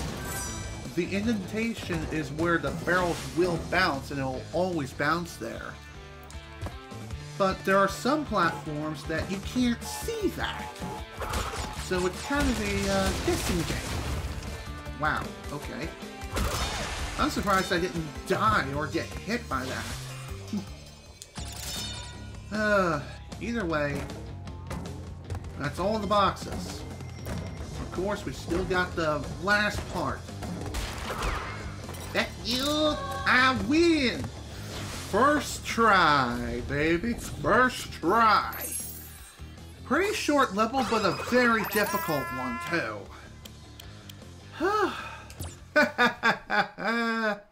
That's what I like to see. That's what I love to see, man. Absolutely love it. Okay, on to the next boss. Pinstripe Pataro. I don't think that's how you say his name, but either way, he's a gangsta. And with his weapon of choice, it's none other than the Thompson. The Thompson submachine gun. So what you have to do in this fight is wait for him to stop firing his Thompson, wait for him to reload his gun, and then go in and attack him. Because if you try to attack him at any other time, he's going to hit you no matter what. So you need to use the cover here to your advantage.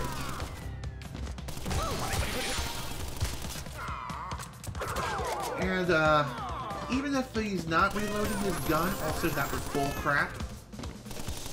If he's not reloading his gun and he starts swearing, not literally, but usually syllables on top of his head indicates that he is swearing, like, ah, god damn it, why is this jammed? Yeah, once his gun jams after a certain amount of hits are delivered to him, that'll be when you go in for the strike.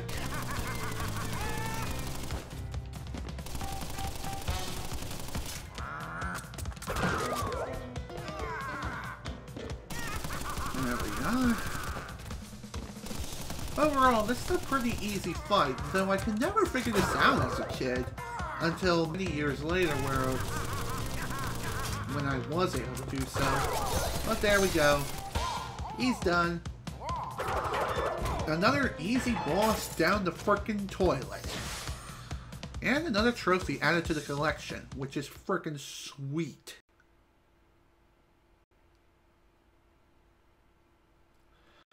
Oh man, that was something else. Alright, on to probably what is considered the hardest normal level in the entire game. The High Road. And thank frickin' God, this is not one of those levels where you have to complete it absolutely perfectly in order to get a colored gem. Here it's just a clear gem, and that's it. There's also a relic here too, but again, not really going for those right now. I'll be showing that off later.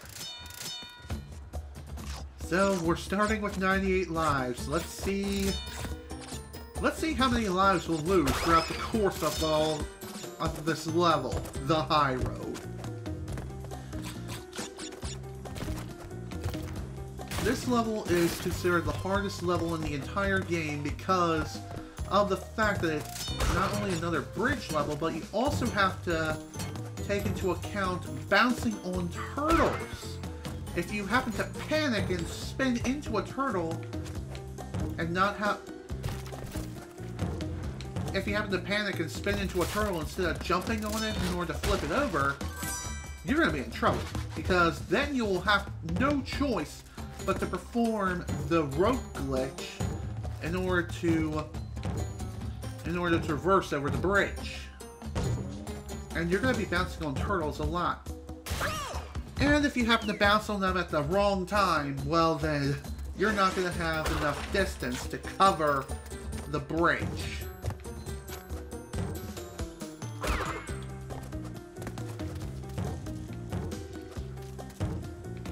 Another thing when it comes to these turtles is that these turtles in particular, in the N Sane Trilogy, their hit detection is really, really screwed up.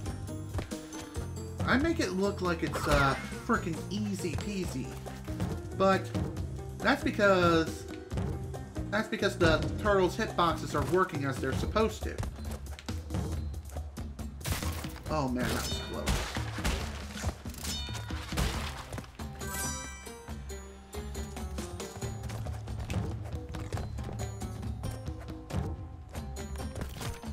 There are some instances where the hitboxes of the turtles themselves Even if you jump on them, but don't jump on anywhere near dead center, then the turtles themselves will still deal damage to you. Oh, come on! That was bullcrap, and you know it, game. So, if you're not confident with turtle jumping, what you can do instead is try to make your way to the rope and try to jump on it. Though, jumping onto the rope is easier said than done. I have been able to do it pretty easily several times over, but that's because I've had a lot of practice with this level in particular. Also, this is another one of those dick boxes where it's hidden off screen.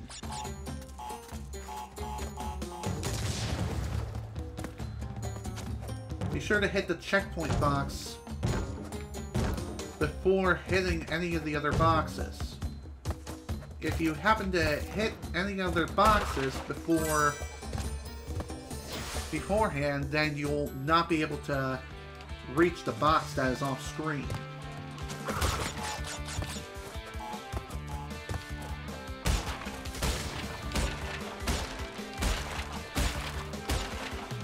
Now here's a pretty interesting little puzzle.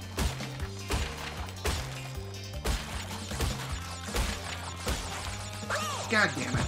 What you need to do there is bounce on the boxes at just the right way in order to create not only a path to the last box, but also a way backwards too, in order to progress forward.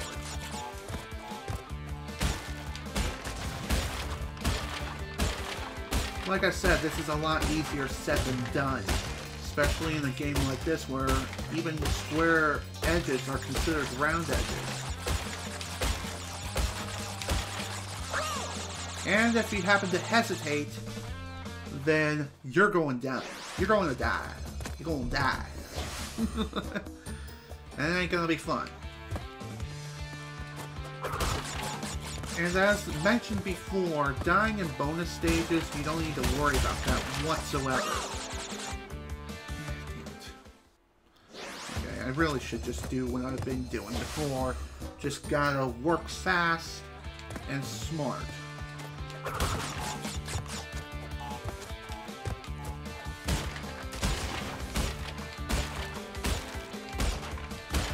Thankfully, with the N Sane Trilogy's control scheme,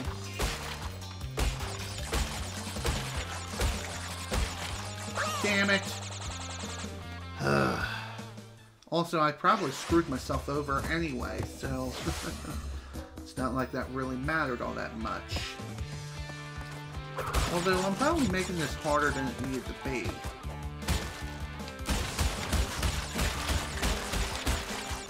Damn it. All because I missed one frickin' box during the bottom route. That was dumb. Sometimes the background foliage can block some boxes, though that is very, very rare.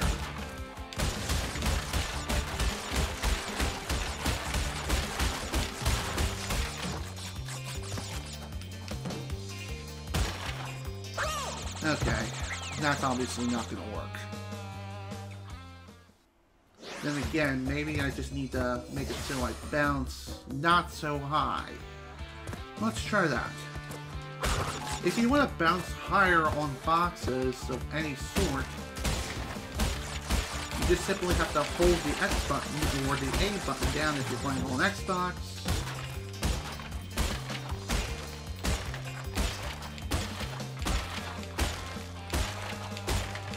Or just hold the jump button down in general when you're playing any version of the game. Hold the jump button down to jump even higher when bouncing on boxes, turtles, and other obstacles. If you don't want to bounce nearly as high, just simply release the X button and don't even bother holding it down. But there we go. High road complete! Also, welcome back, Jamar. You're just in time to see me complete the high road. And with only a couple of deaths added to the total, so pretty sweet. Didn't lose hardly any lives here, so that is freaking awesome. Alright, on to the next level. Slippery Climb. Also, another thing worth noting too is when saving manually, it's pretty easy to end up accidentally loading your save data. You have to remember to hit the save button, which instinctively would be like the first button, typically the A button or the B button or some other button. Either way, hit the right button in order to save progress. Otherwise, if you load your data, just pray that you don't end up accidentally going into a level and overwriting your autosave. Otherwise, you're going to be making a lot of unnecessary progress in order to get back to where you previously were. Alright, on to the next level, Slippery Climb. Slippery Climb is a pretty infamous level, not only because of the fact that it's another one of those color gem levels, but also because there's another level that's exactly like this, but way, way harder. That is none other than Slippery Climb. Stormy Assent. How did I do that? How did I get the two levels confused? Slippery Climb will test you on basically everything that you've learned up to this point. And Stormy Assent will basically test your knowledge of the game's mechanics and how it works. Throughout the entirety of Slippery Climb, you will have to, essentially, what you will have to do is bounce on birds. Bounce on birds across gaps and jump on a bunch of platforms that slide in and out. Mastering the timing of the platforms is key. You cannot hesitate on those platforms whatsoever. If you do hesitate, you're more than likely going to fall to your untimely doom. Same with jumping on birds. Once you jump on the birds, you need to keep going. Keep going, don't hesitate, don't stop. Also, goddammit.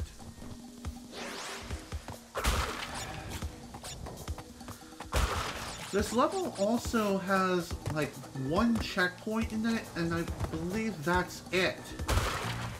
There are no other levels that are like this, as far as I'm aware. Even Stormy Assent is pretty generous when it comes to its checkpoints. But here, no! Going to GameStop in a few. Okay. Let me know when you're leaving, okay? Either way, thank you for stopping by. Hope you have fun out there. Okay. Let's keep going. Keep trying this crap over and over again. That's all it is. Trial and error.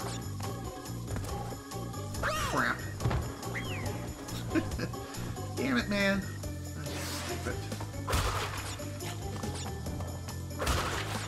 It is pretty nice that you don't have to worry so much about checkpoints in this level, but once you do hit the one checkpoint that is in the level, that's it. You kinda have to roll with the punches.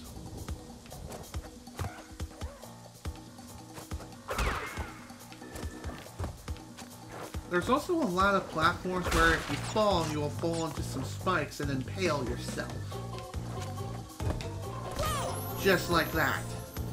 And again, if you slip up because of reasons, like mistiming a platform or something, well then, you're gonna die.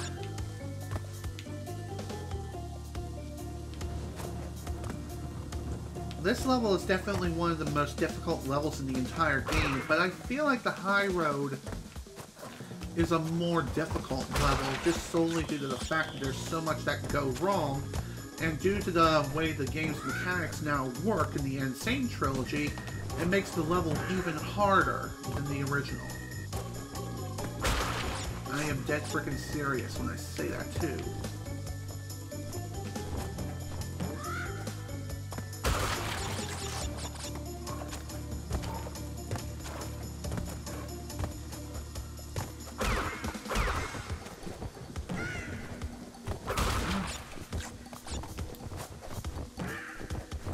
It's Crash Bandicoot between boys! Why did I say boys?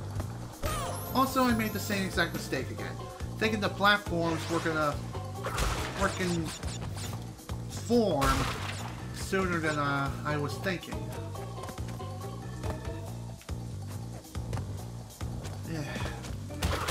Through this level. Thankfully, it's not anywhere near as hard as Stormy Assent, which is the hardest level in the entire game. But, just saying, it's still a very difficult level.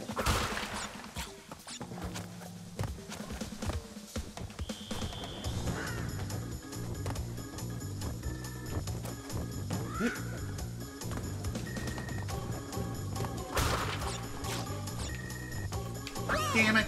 I should have just fell straight down. Why did I not do that? And yeah, as you can see here, since I've died so many times already, I've gotten my first pity mask. And if I die a certain number more times, which I believe is around 10 or 15 additional times, then I will get a second mask. At the very start, like as soon as I spawn in. And it's like this whenever you're doing the level, basically, from now on. It's just the way it's going to work. And by the way, the death total for the pity mask pickup, it only, it resets if you haven't gotten one yet. After you complete the level the first time through. But if you do receive a pity mask, whatever one you had up to that point, whether it be the first or second mask, you'll spawn in with that mask all the time. That's what I was trying to get at. Not sure why I couldn't say it, but whatever.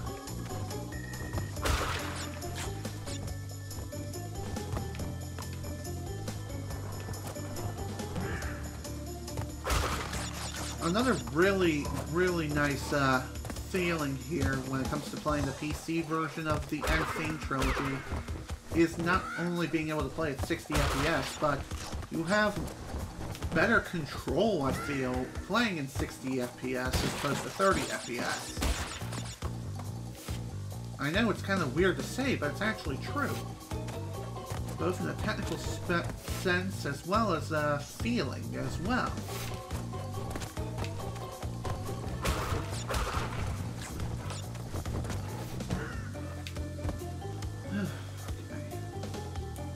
Whenever you're jumping off of birds, you definitely want to try bouncing as high as possible. Also, that was bullcrap. Oh my god, I panicked! All because of the frickin' stairs! They do not want to work. Ever. They always retract when you're ascending the frickin' stairs. And there's no recovery when you're sliding down the stairs. All your controls are essentially taken away. Even if you try to jump, you'll very rarely get it to work. It's basically frame perfect.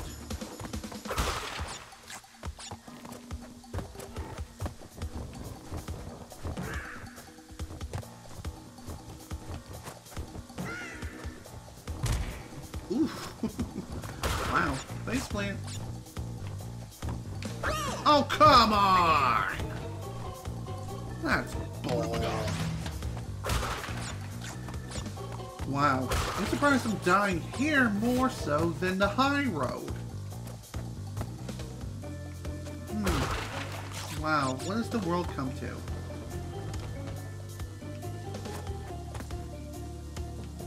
I guess another thing that could throw you off is the aesthetic of the level. At least in the N Sane Trilogy, where if you stare at the rain long enough, you'll notice that the rain is hitting the screen. It's acting very realistically like it would on a windshield of a car. That could also throw you off a little bit, but it's not that noticeable to me.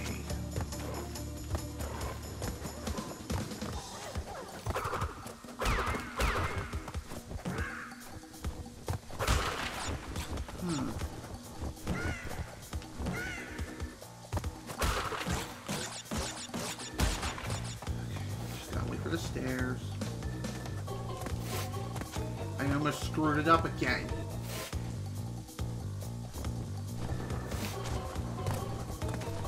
God damn it. Of course I did that. If I wouldn't have done that, then the stairs would have retracted.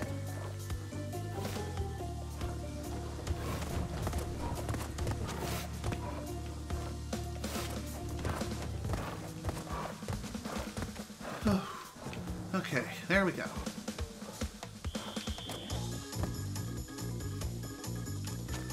Just a little bit further now, and we finally reached the first checkpoint of the level, and the only one too.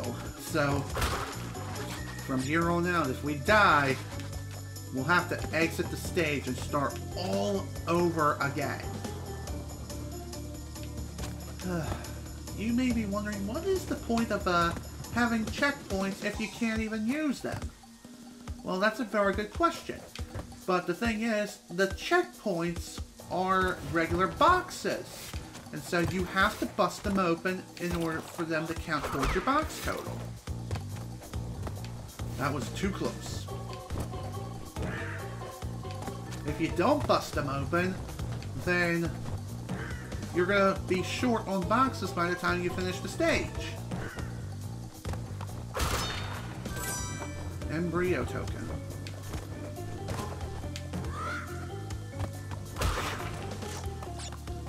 As I get through this level more and more, it makes me more and more nervous.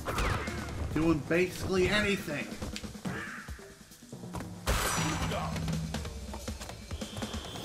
Okay. On to the embryo stage, and as I stated numerous times over, even if you die during the embryo stage, it's not too bad.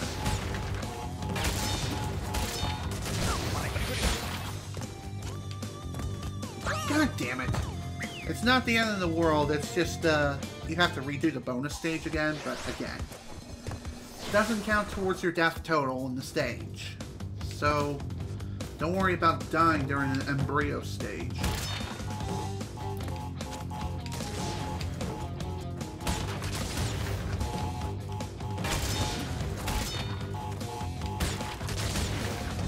Crap, I missed the frickin' TNT.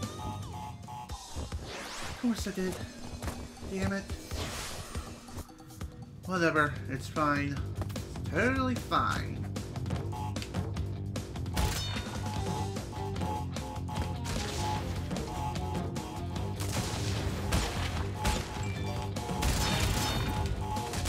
Oh, come on! That's just bull crap! And you know it, game. You frickin' know it. I almost ran off into the sunset. Like an idiot.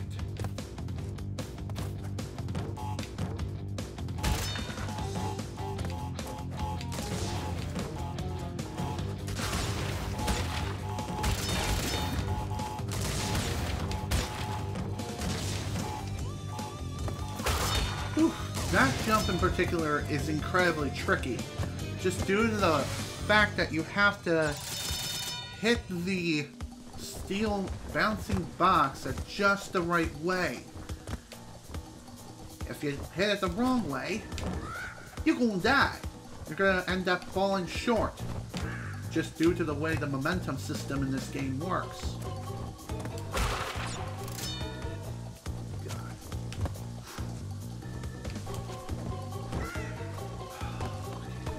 Just gotta go for it.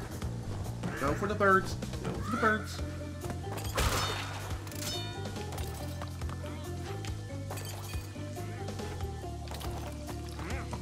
Frick you. I win! Gem is mine. Whew! Sweet, merciful baby Jesus! It's over. And we're 67%. More gems are better than none. Anyway, after collecting a certain number of gems, you will get another achievement. Here's another colored gem level, but unlike all the other ones that we played up to this point, you need another colored gem in order to get this particular colored gem.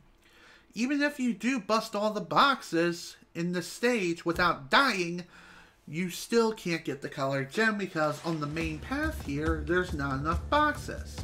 Also, lights out. This is one of 2 levels in the entire game where the Aku Aku masks function completely differently.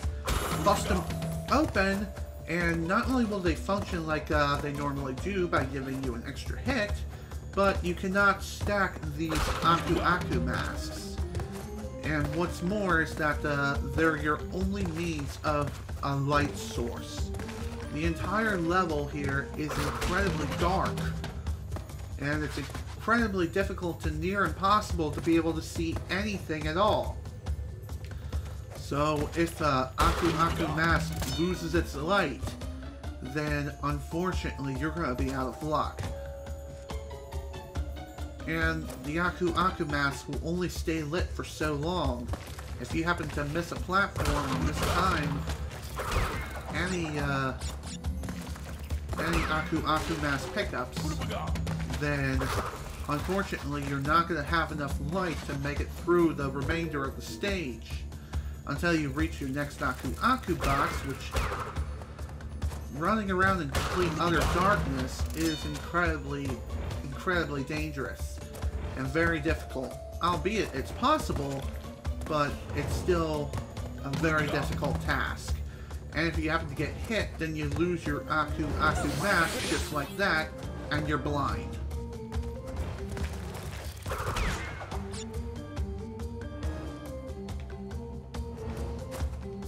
Let's see if I can get through this. Oh my god! I can't believe that shit! I made it through the level completely blindfolded. Or at least a good chunk of the level blindfolded. Which is absolute batshit insanity right there. Holy shit. Oh, someone clip that shit. Anyway, on to the next level, the Jaws of Darkness. This is the second and final level of the game that features a key. And after you earn the key here, the key will grant you access to the next level that's above Lights Out. But other than the key, there's nothing really else here of noting. Other than the fact that you need the blue gem in order to get all the boxes in the stage. Since we've collected that beforehand, we don't need to worry about that speculation or stipulation.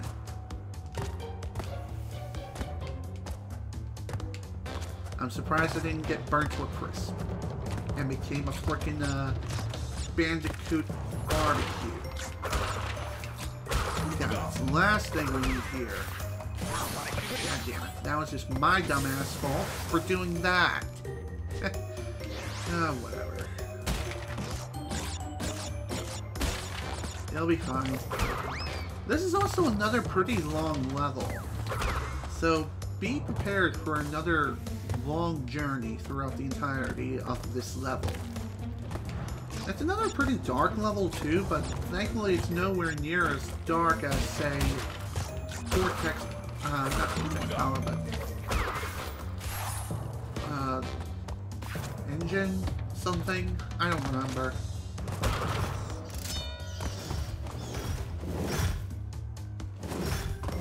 Either way, it's not that dark of a level. It's not as dark as some of the other levels we've been through, especially Lights Out. Yeah, that would be awesome. That would be awesome if you could do that. I'll definitely upload it later if it is clipped. And even if you don't clip it, then I'll clip it myself.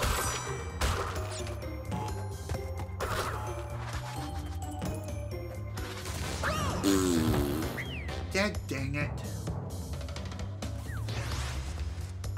Okay, let's try that again. Bye-bye, Spider-Man. Hashtag Puddlegate.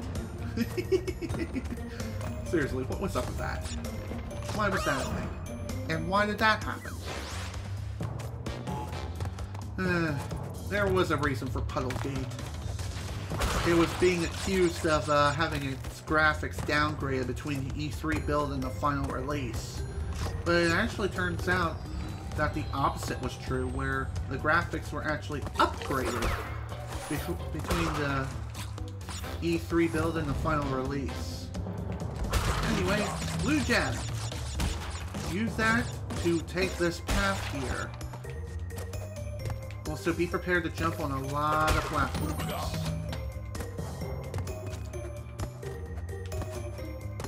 The platforms themselves are pretty dang narrow, so be sure to keep that in mind. And if you're not so confident and you're afraid that you're going to end up overshooting, then just simply stop dead in your tracks upon landing on the platform and then begin again.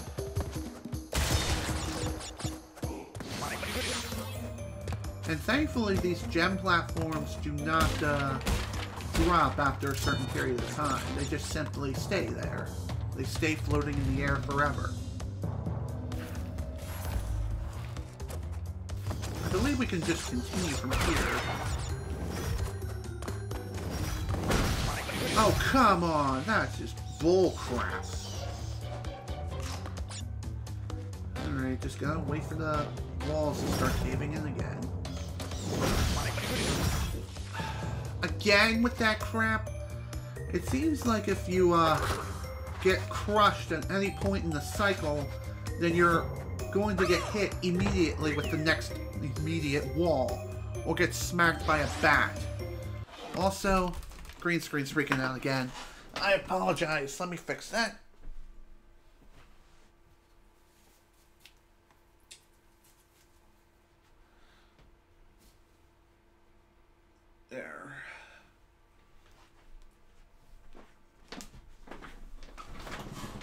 There we go. That's better. Okay, let's try this again. With less of that, please. That would be great. Thank you. Holy moly.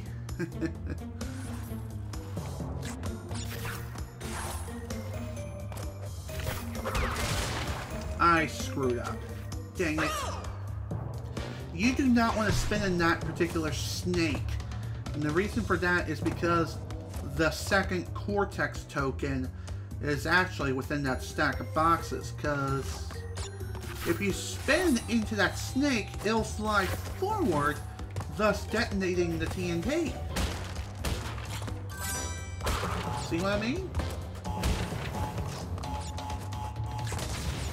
I don't even know how I survived that. But whatever, I'll gladly take it.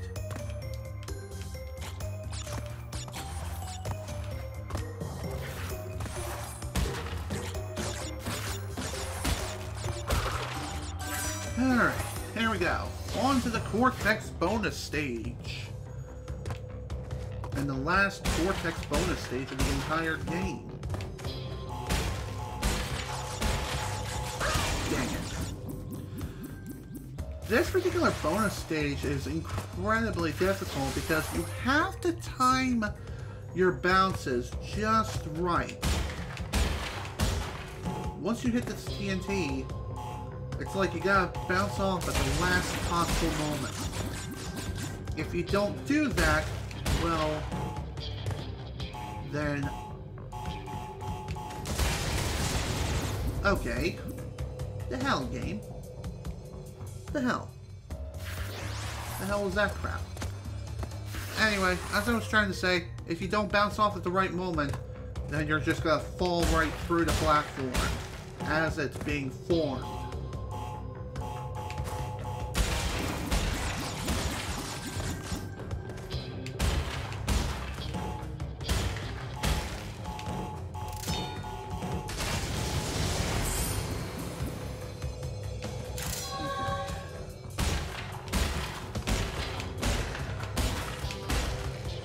remade. There we go. There we go, folks. That is the last Cortex bonus stage in the entire game. Would love to be able to see right about now. That would be awesome.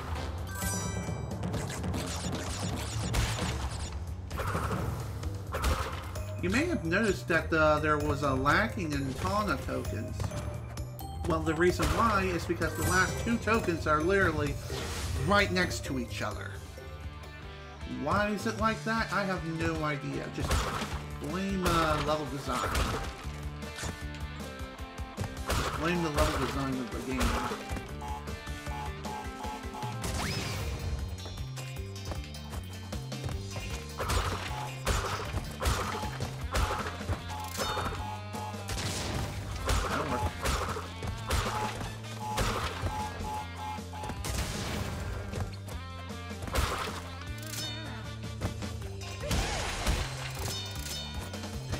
There we go.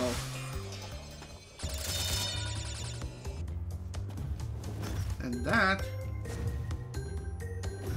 Where's the last box? Shit! I missed a box! Man! You have got to be shitting me right now! Wow, we gotta do this entire level all over again in order to get the last box that we missed. Damn it all. Well, whatever. At least we were right there at the end, but still. Come on, how did I miss one frickin' box? One! Question is, where did I miss this box? I guess we're gonna have to really take a look around and see what we can find. Anyway, as you can see, there's a stopwatch here now. Collecting it will initiate the time trial for the stage. And even if you do collect all the boxes in the stage while in time trial mode, it will not award you a gem. So you can't exactly go box hunting in time trial mode. Which is really, really dumb.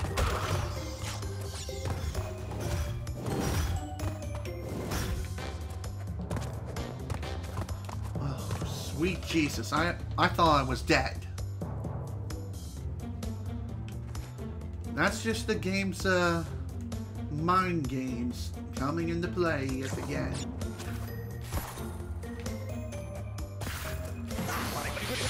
Also, that was bull.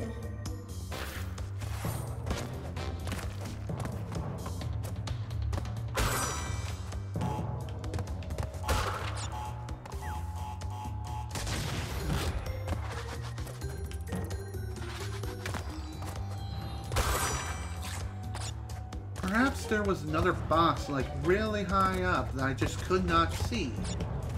Or there was a box on another path that, I completely missed. Could very well be possible.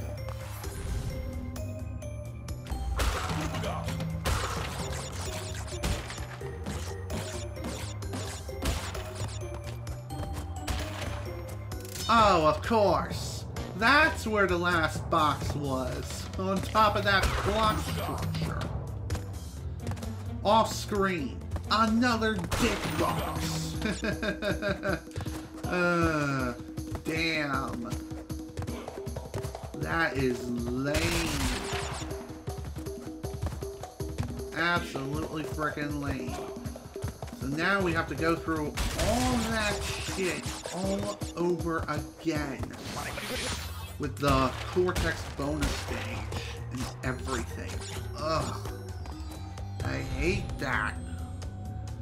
Oh well.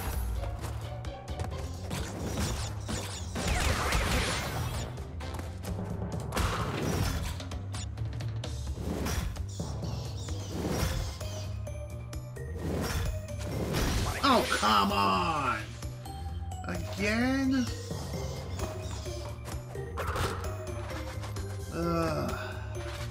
Every time I can never get the frickin' pattern down upon getting crushed.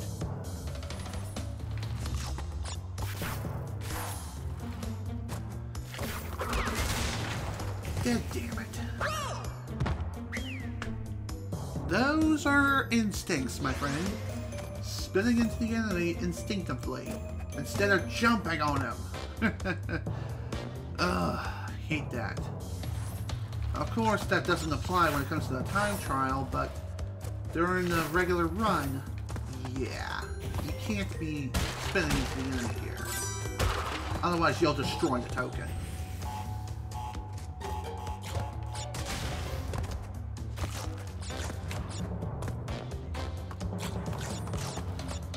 Okay. I was wondering if there were any gaps in that visible pathway. I didn't think there was, but I did not want to chance it the first time through. Okay, let's go at this again. Maybe I can complete this on my first go.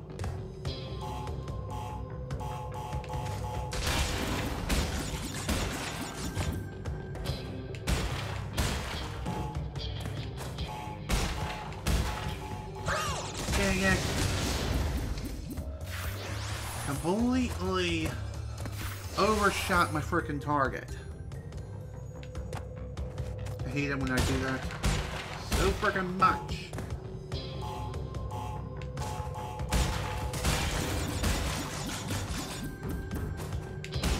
Sit.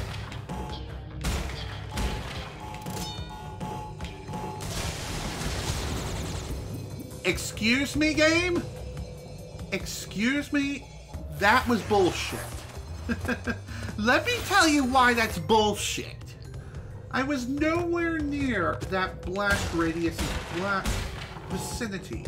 Nowhere near it. Someone clip that. That's just ridiculous.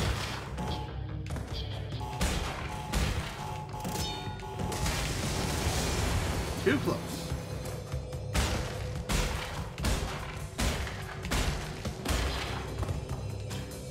There we go.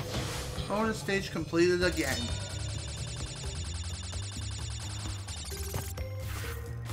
Now, let's get through the rest of this so that way we can move on to the next stage. In peace, please.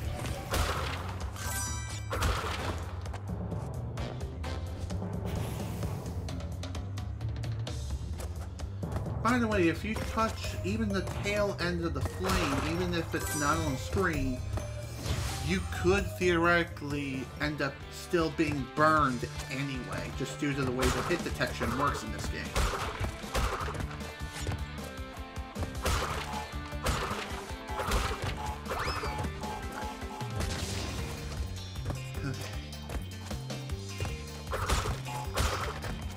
Thankfully, these Tana bonus stages are nowhere near as hard as either the embryo stages or the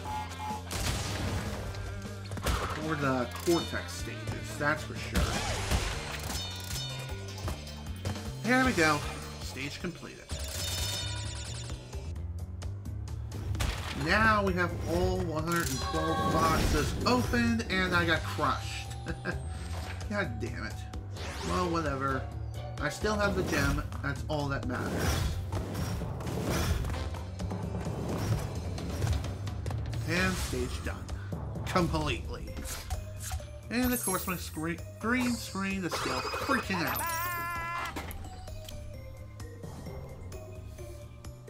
So much light. So much light. Okay. Well, I didn't quite fix it, so let me slide over here.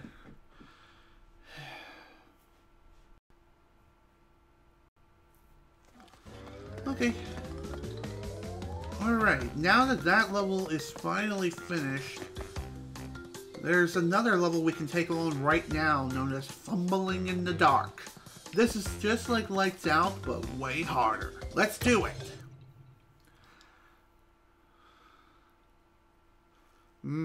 Keep Aku Aku by your side at all times.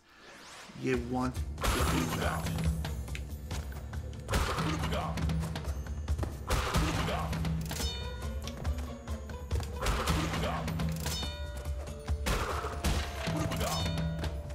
Even if you try to, even if you collect 3 Aku masks all in a row, you will not be able to become invincible throughout the entirety of this stage or Lights Out. And the reason why is because Aku is your light source and your only light source. So sorry, Mr. Sun isn't gonna be shining your day.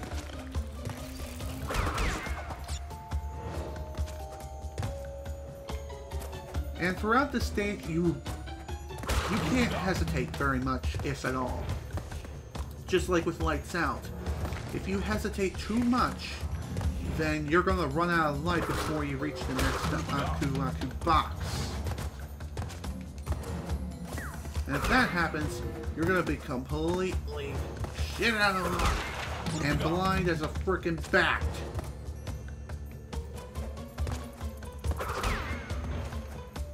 Ah, crap. Man. Again, thankfully, this is not one of those stages where you have to complete it all without dying. Not like Lights Out is. But it's still a very difficult level nonetheless. Will I put it in the same sort of ranking as, say, the High Road or Slippery Climb? Kind of, yeah. Definitely within the top 5, for sure. But is it really that difficult? Well, it depends.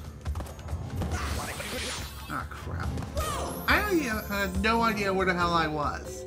It was like I was up on the frickin' ceiling or something.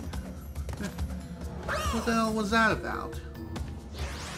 Also, throughout the entirety of Lights Out, as well as this level here, you will not be able to get any pity masks whatsoever.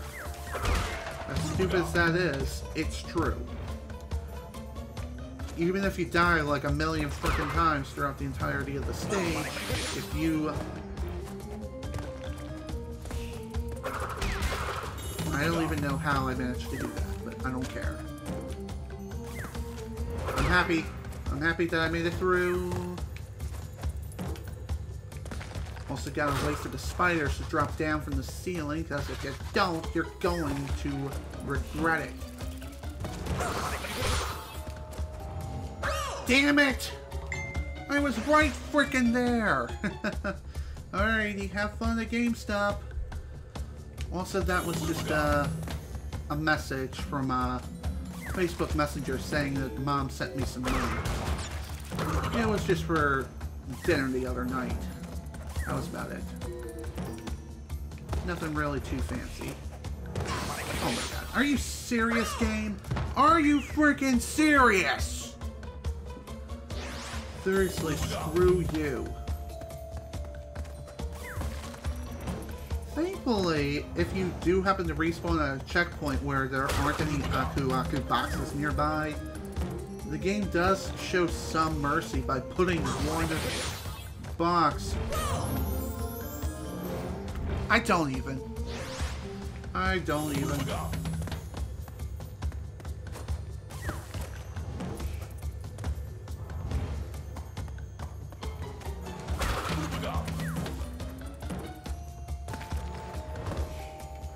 Oh, come on! I hit the damn button! That's bullshit, game, and you know it. Okay.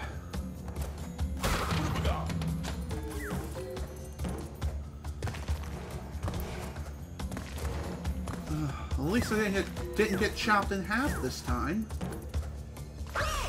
That was bullshit. Absolute bullshit. I should have made it. But of course, my momentum somehow got killed. I don't even know how it died, but it did.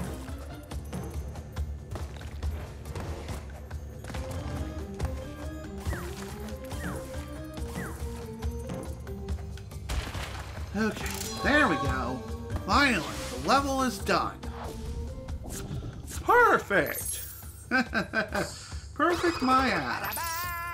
Whatever. Up to 79% complete now. And we're only about 2 hours and 35 minutes into the session. That is hilarious. And also awesome.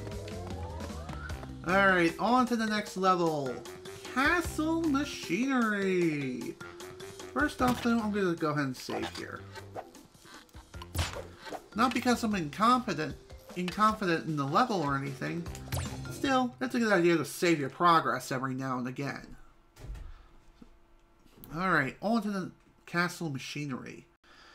This level can be skipped entirely if you happen to have the green gem. And you can get a truckload of lives upon completing the level. And taking the green gem path. But you miss out on a ton of boxes. How many exactly? 27. 27 boxes. So, the achievement that I was talking about earlier about missing a certain number of boxes, if you miss 30 or more boxes, then you get that achievement. So, if you want your best chance of getting that particular achievement, go to the one level where it has over 100 boxes in it. Go to that level. Go to that level and try to avoid boxes like the plague.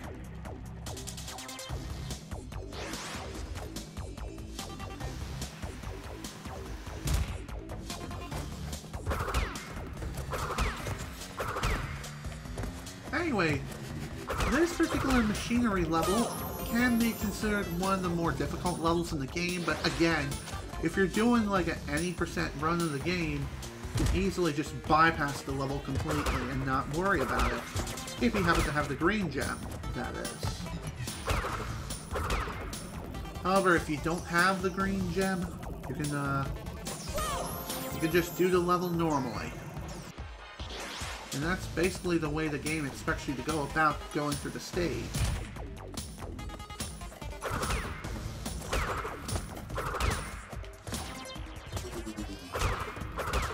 The stage itself is pretty dang short. Like, probably considered one of the shortest stages in the entire game. But not as short as a future level that is going to be coming up very, very soon. Also, get off of these platforms as soon as you see the next platform. If you don't do that, then the platform will continue to rise until it hits the hot pipe. And if you touch it, you're going to die.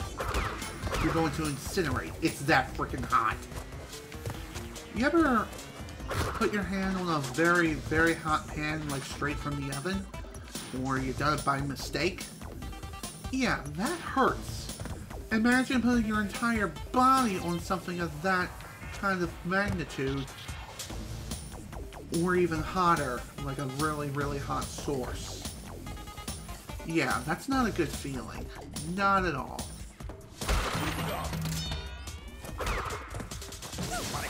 Okay, that's not good.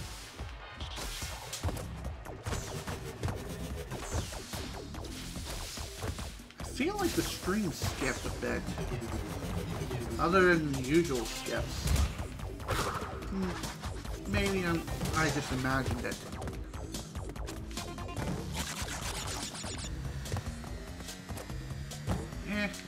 I'm not gonna worry about it right now. I'll find out for sure later.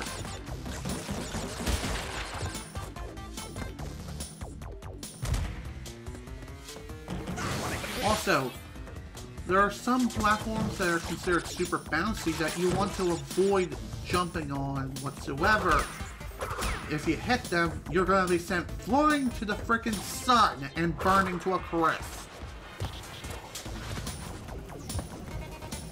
But really, it's not that bad. It honestly isn't.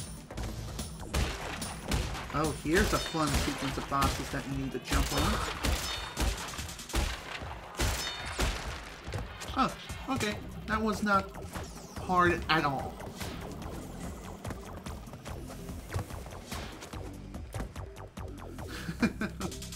It is considered one of the harder sequences of boxes to jump on, but if you time your spins and your jumps in just the right way, you should be able to get through it without an issue whatsoever. Also, for whatever reason, steam kills you. Why? Probably because it's so hot. Who knows? Either way, that's the end of the level. Whew! Alright! Another level done! And we are 82% completed. 82%! In less than 3 hours. That is freaking awesome. If I'm lucky, I may even be able to finish this game today. Like, completely. 100%. I don't know if we'll be able to get to that point, but you never know in a game like this. Okay, on to the next boss, Nitrous Brio. This particular boss fight is a very interesting one, because in this stage you don't actually damage the boss himself directly. Instead, you need to hit these green blobs that land on the floor via the endless green potions that Dr. Nitrous Brio throws. Like, as if they never leave his hand and they just magically spawn. So again, just jump on the enemies and you'll deal damage to Nitrous Brio. Funny enough, in the original version of the game, even doing this, it just drains Nitrous Brio's health, but here in this version, not only are the slime balls more menacing looking, but they actually do deal damage to Nitrous Brio himself. So it's like, it's as if the slime itself is being fired right back at Nitrous Brio. As the fight goes on, things will become more and more difficult, as you've seen already. More and more green slime balls will start bouncing around and it will become more and more erratic. You also have to deal with more of them as the fight goes on too. But he's down to his last hit. And upon surviving this next part right here, Nitrous Brio is going to introduce something brand new. Well, not so much for the N Sane Trilogy, but more so for this fight. He turns into the freaking Incredible Hulk. So, what you have to do for this particular part is stand on these platforms here and wait for Nitrous Brio to come to you. Excuse me. Once Nitrous Brio gets close enough to you, you'll be able to jump on his head without much of an issue.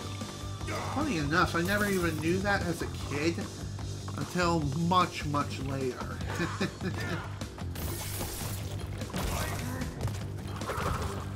By the way, you cannot spin on these slime balls at all. If you try to do that, they'll just bounce right off you like nothing ever happened. Thankfully, you won't take damage, but still, it is a bit of a waste of time. And that's not exactly something you need, though. Oh, come on! Really? Another thing you could probably do is just lure the slime towards you. Wait for them to get to you and then jump on them. Although with the wonky hit detection at times, this can be easier said than done.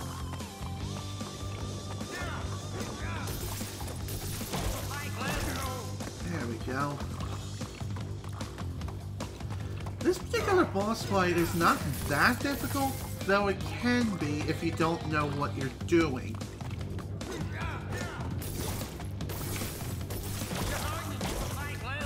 Oh, god damn it. And if you happen to screw up any of your jumps here when jumping on the slime balls, oh boy, you're going to get hurt, or you're going to die. One of those two things are going to happen. And it ain't gonna be pretty.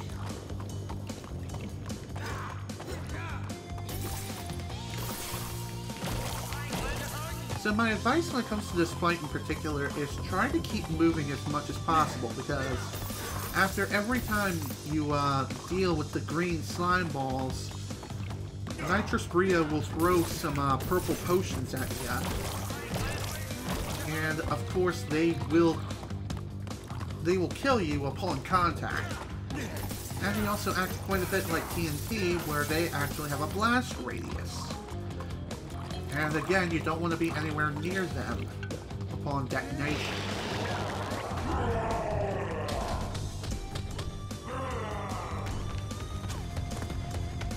There we go. First hit has been dealt. Come on. Come a little closer. God damn it. That figures. Well, at least I have a pity mask now. Still though, that's just really dumb.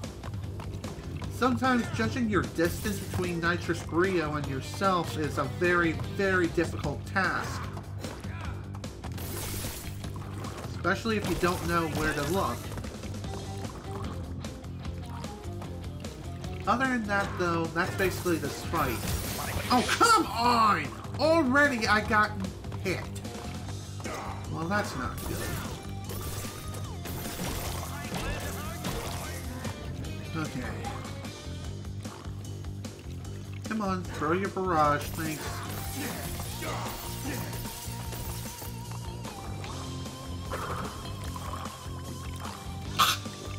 I feel like I got a loogie or something trapped in the back of my throat. Not exactly a good feeling here. Also, I don't think there's any way you can hit Nitrous Brio multiple times when he's in this form. But again, just wait for him to come to you, and then make your move once you're at a good enough distance. And there we go, he's done. Nitrous broken. Love it. Love that achievement.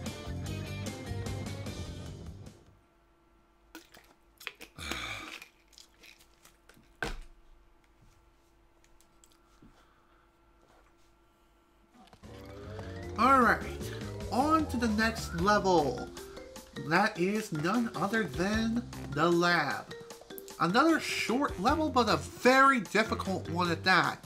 And this is the last color gem level of the entire game. So, let's do this.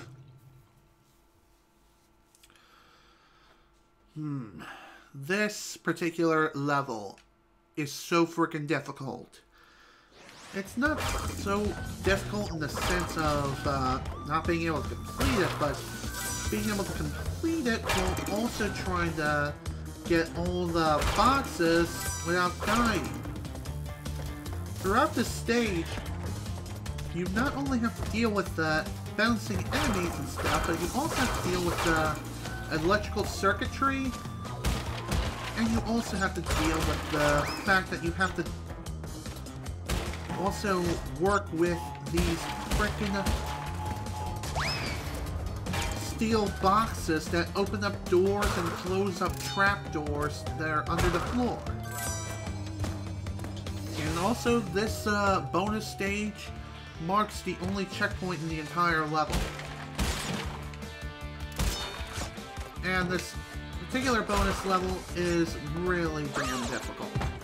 Solely because of the fact that there is a box like way off screen that you must hit at just the right way.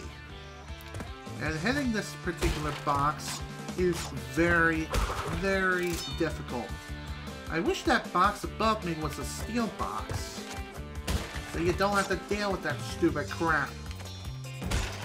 And if you happen to hit it from the bottom, which is very easy to do, well then you're not going to be able to get the box that's way off screen. There will be no way to reach it.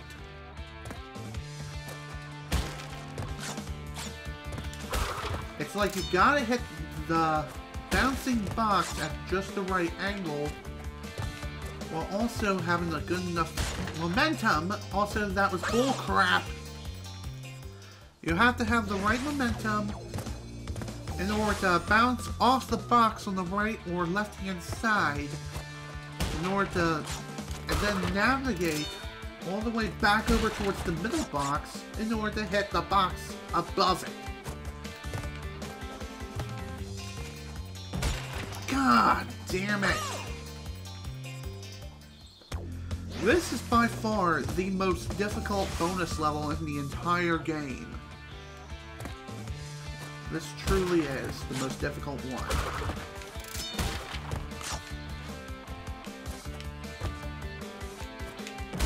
Just because of the shit that you have to do here. Okay, let's keep going. There is no easy way of doing this either, as far as I'm aware. Unless there's something I'm completely missing here, but again, you have to hit them at just the right way without hitting the damn corner. And you can't just jump as high as humanly possible and then spin. That doesn't work. If you try to do that, then you're just gonna break the box above. And even bouncing off the first box on the side is not good enough. You're not gonna get enough height. Ah! Screw this damn game! What's even worse is if you die after this point, you have to do the bonus stage all freaking over again. And do the same exact thing that you're doing now. In pure agonizing frustration that never seems to end because of the Kaizo Mario bullshit.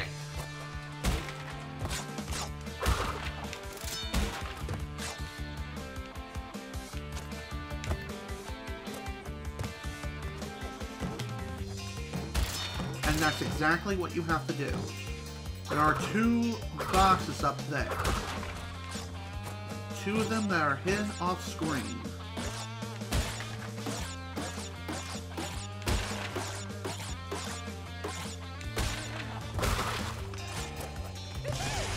There we go.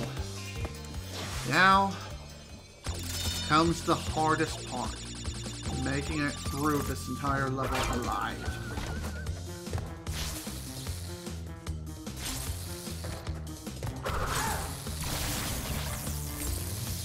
Okay, fuck.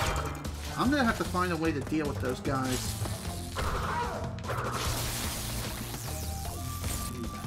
Okay. Or it might be a better idea just to ignore them. Ignoring them may be the best strategy. It's like after the initial hit, then run past them.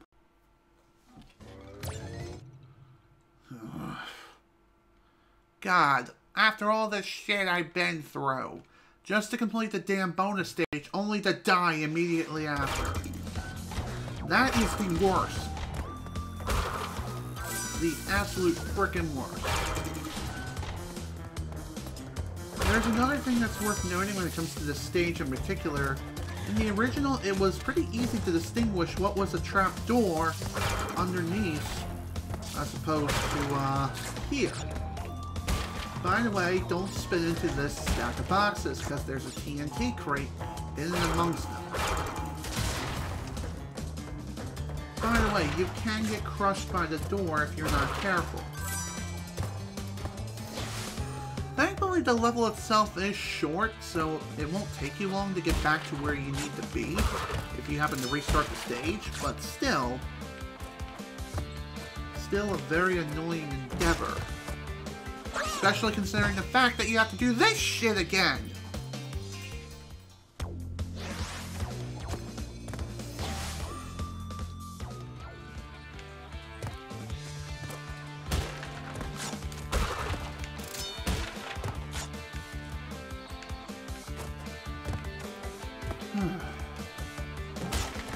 Again, it's like you've got to hit the corner of the box.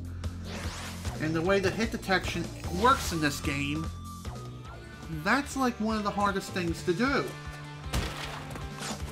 You're always going to hit the middle, no matter what.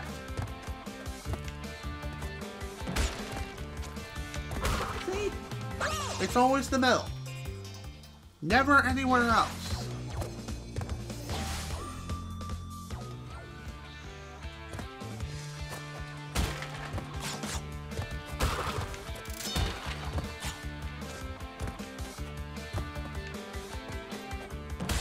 Okay, I gotta find some other spot to jump, because this is obviously not working.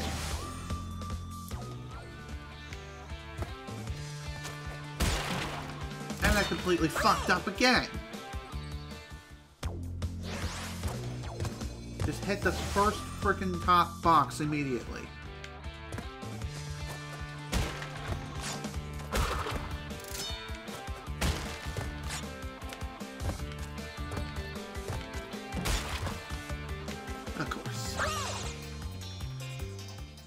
It's like as soon as you hit the corner, you gotta immediately dart. Immediately dart to the next side of the screen. Otherwise, you'll bounce and hit the underside of the box above.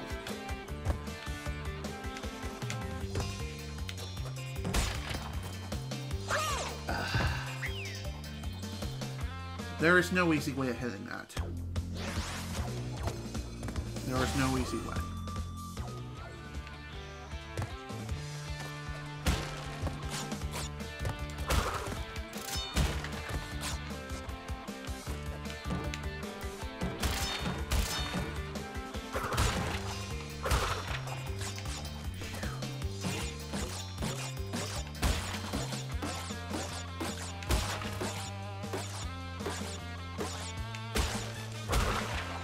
Okay. That's done. On to the next part. Oh my god. I hate this level so freaking much. Easily a contender for one of the worst levels in the entire game. Right up there with the high road. Probably the second hardest level in the entire freaking game.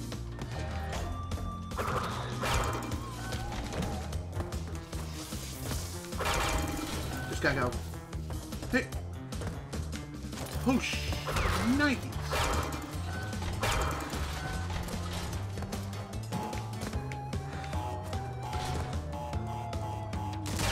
Okay. Definitely need to concentrate for this part. Sure.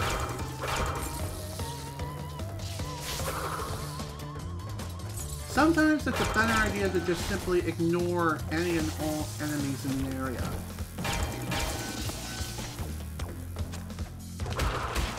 Even if they're very threatening.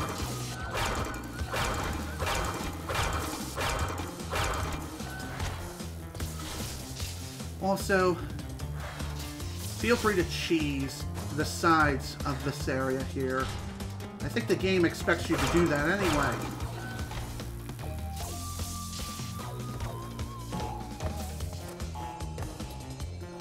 Phew! And with that, folks, that's the last major colored gem that we need to worry about in the entire game. And that makes 17 gems and 87% game completion. There's only one colored gem left. Only one more to go, and we don't have to worry about them ever again. On to the next level, the Great Hall. Now, this particular level is the shortest level in the entire game, because the exit's literally right here. This is also where you can access another very special thing here. But in order to get that special thing, you need to return here after you collect all the gems in the entire game. Every single one, including the colored gems. But before we head off to fight Dr Neo Cortex, there's still the matter of this level right here. Lights out! So, why are we back here again? Well, as you all know, this is the only other level that has the colored gem, and we were not able to get the colored gem for this level anyway, because of the fact that there's not enough gems on the main path. Now you may be wondering, since that's the fact here, what gem color do we need in order to get what we need? In order to get the colored gem for the level? Well, the colored gem that you need here is the yellow gem. The last one that you would get in the lab level.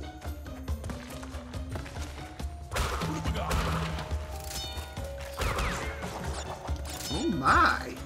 Oh, nice combo.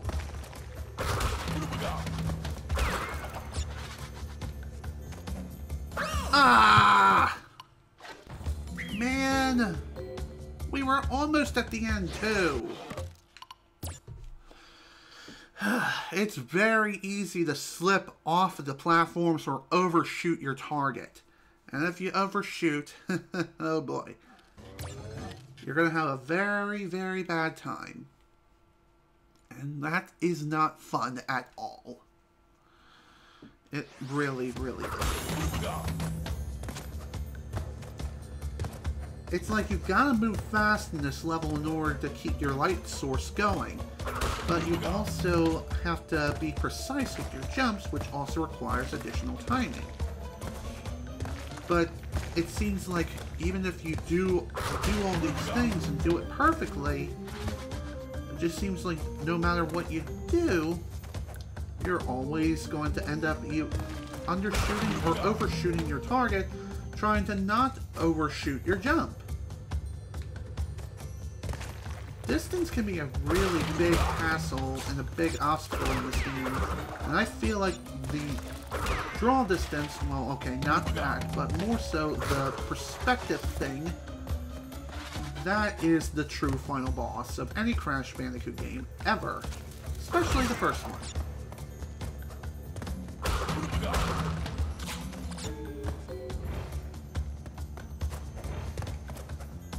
And there we go. We're already at the end of the level.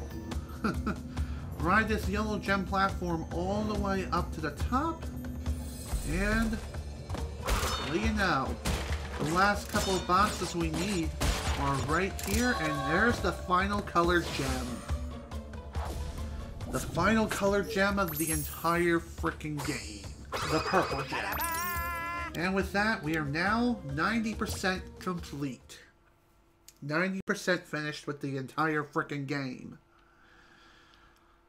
So, there's only one optional level left, but I'm going to save that level for last. And the reason why is because that particular level is a special level. And that is Stormy Assent. So now at this point, now that we have all the colored gems, we can start going after all the gems that we previously were not able to get due to the lack of colored gems in our possession. So, what you can do here is just return to N Sane Beach using this teleportation pad and return to the very beginning. So, let's go ahead and get things started. Let's start with Jungle Rollers, because this is the first level that we were not able to grab the gem on due to the fact that we didn't have the proper gem in order to get everything we needed. Once again, though, we do have to complete the bonus stages in order to maximize our box count.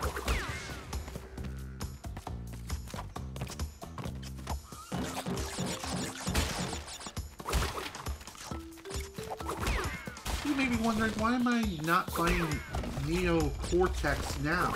Dr. Neo Cortex. I want to save him for later. I want to save him for last. Because now's a good time as any to just simply go back now that we have everything that we need and grab whatever it is we missed. For this level, you need the green gem in order to get up that particular little area there to bust open 3 additional boxes that we were previously unable to grab and get some extra lives while we're at it.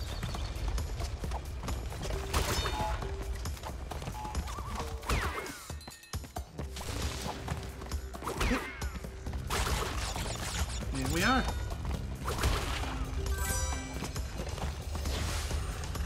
Alrighty.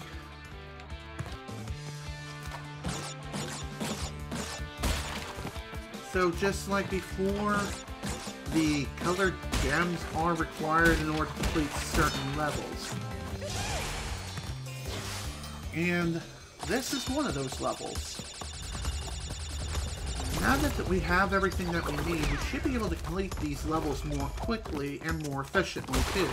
Now, once again, we can die as many times as we dang well please, and we can still get the gem in the end. So that is freaking sweet. Neat. That's pretty neat. Somehow Coco's laptop turned into a gem. How did that happen? Oh, the wonders of technology.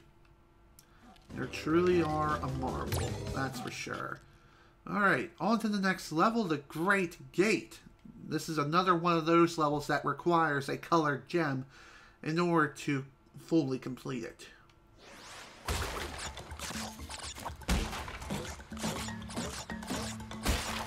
As far as what color gem you need for this level, I don't remember what color it is exactly, but I'm pretty sure it's the yellow gem for this one. So you wouldn't be able to come back here for quite a long time, which is unfortunate, but that's just the way it is. Oh, come on, are you serious? All because somehow I bonked my head on the frickin' ceiling.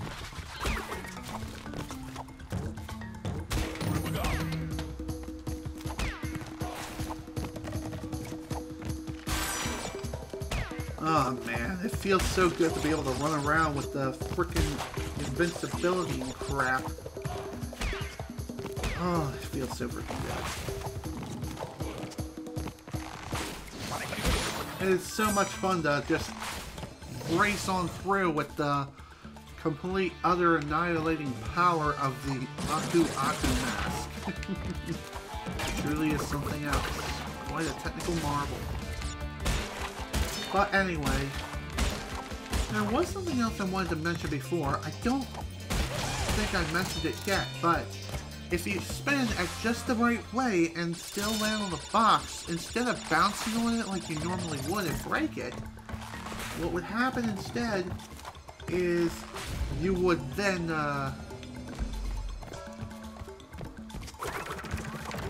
just land on it and use it like a normal platform.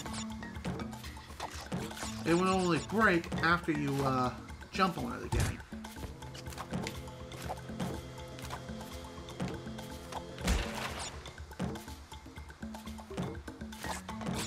Anyway, with the yellow gem, we can now access this next part of the level here that we were not able to access previously.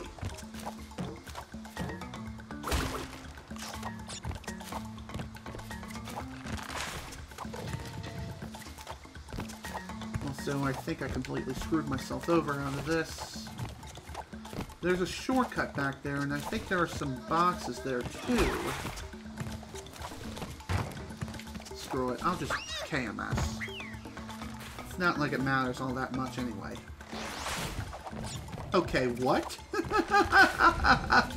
Wow, the poor turtle got impaled by the frickin' spike bar. Wow, poor thing. That's hilarious. Someone clip that, please. That would be awesome.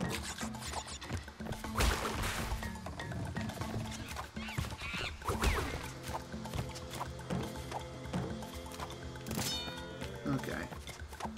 There was no additional path back there like I initially thought. It was just a hidden alcove there that you can use to access some extra life if you needed it.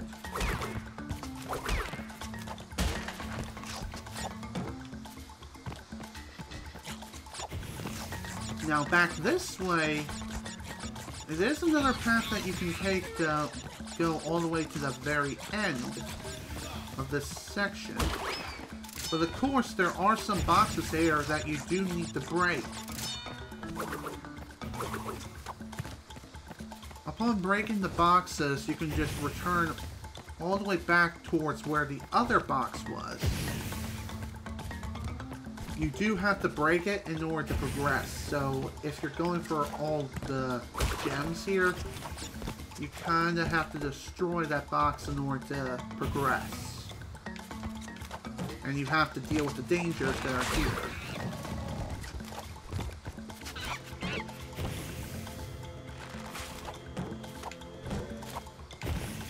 By the way, I'm not sure if there are any checkpoints throughout the entirety of this section.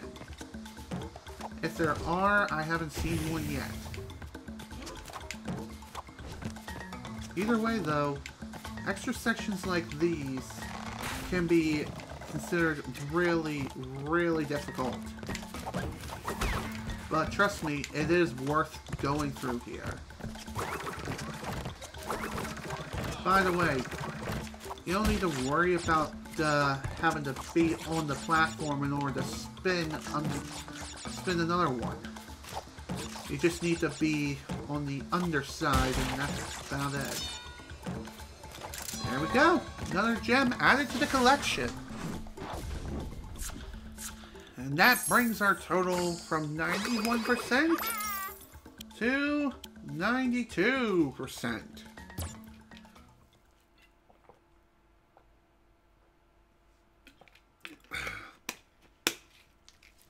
I know it's not that big of an increase as far as percentages are concerned, but still, it is a nice increase nonetheless.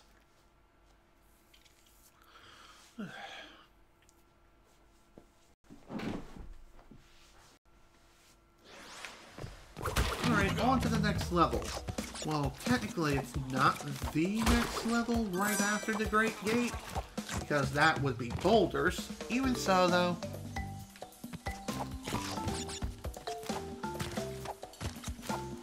even so.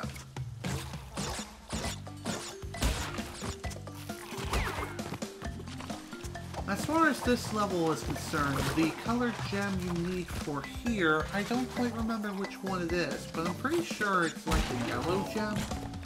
Although, we'll see what colored gem it is we need after we reach where we need to be. Which is, once again, towards the very end of the level, if I remember correctly.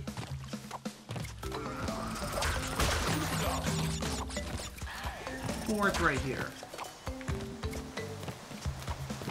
Looks like you need a blue gem for this one. And it looks like the box you need to break is on the underside of this log here.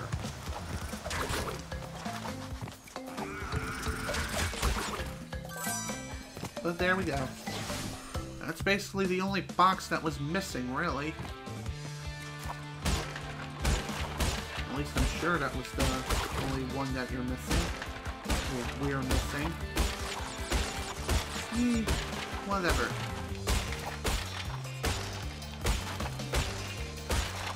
Now we'll just cruise right on through the rest of the level. Now that we've gotten basically everything else we need. Still 2 boxes left. They should be right around here.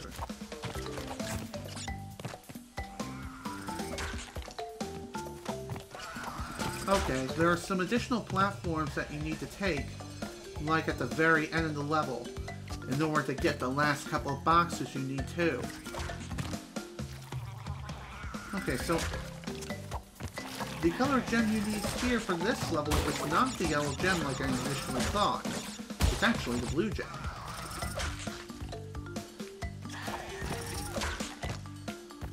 As far as the difficulty of this section is concerned, it's not really that much more difficult than the rest of the level was. But there we go. Another gem added to the collection. 93% complete. We still got a ways to go, though. Still have an additional 7% to work out yet. But we'll be able to get them in due time. Next level we have left to clear is Rolling Stones. And no, it's not the same name as the magazine of the same name. It's not the same at all. No matter what they say.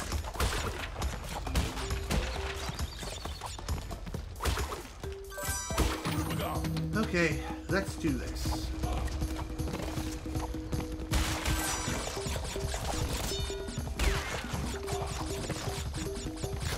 Funny thing is, even if you happen to have the invincibility mask, if you happen to fall into a pit, you will still die. That much is obvious, but hey. In case anyone was thinking otherwise.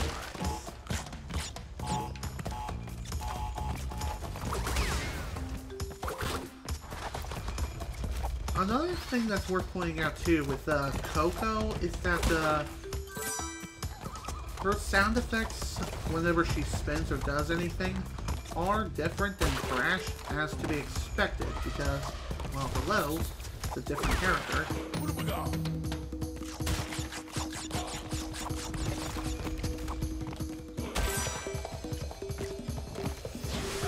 Alright. There's another level down. Well, okay, not that yet. Not that far in. Just made it as far as the frickin' bonus stage. We still got a ways to go.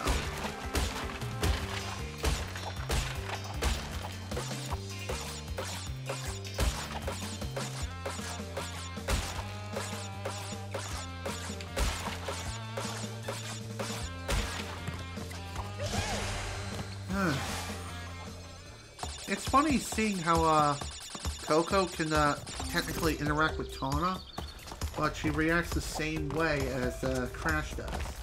Also, for this level, you need the blue gem in order to get down here to this crevice area.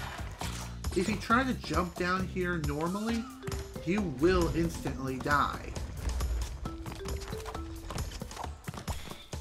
And even if you could somehow glitch your way down there, there would be no way for you to get back up.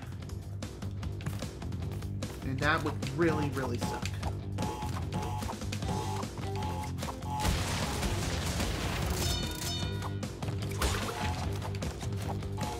Yep. There we go. Bonus stage finished.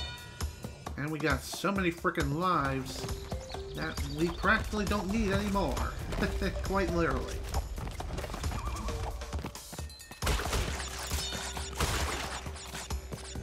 And there we go. Another gem added to the collection. Bringing our total up from 93% to, I believe, 94 or 95%. It's 94. Okay. Not that close yet, though we will be very, very shortly.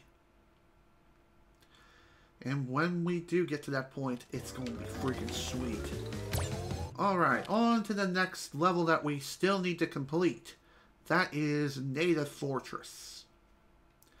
For this level, in order to, the color gem that you need for this particular level is the red gem.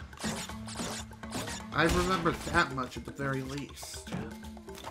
You do need the red gem in order to access the exclusive area that's available via that route. And let me tell you, that route can be a pretty difficult route, too. But upon completing the route, you'll be greatly rewarded. God damn it, that was stupid. I thought I just made it to the point where the flames were just dispersing and I could just walk on the platform. Nope. Didn't make it fast enough.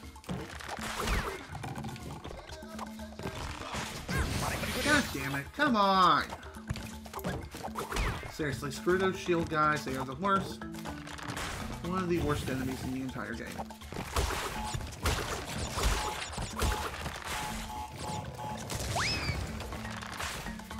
Oh, how I love being able to survive a Michael Bay moment.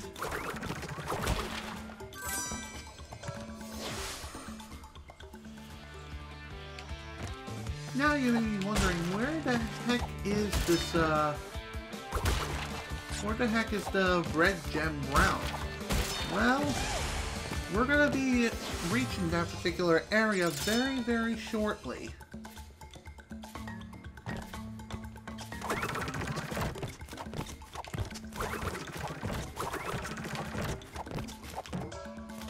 First off, though, we just need to get up this way. And of course, get through this magnet area. And once we do, it's gonna be good.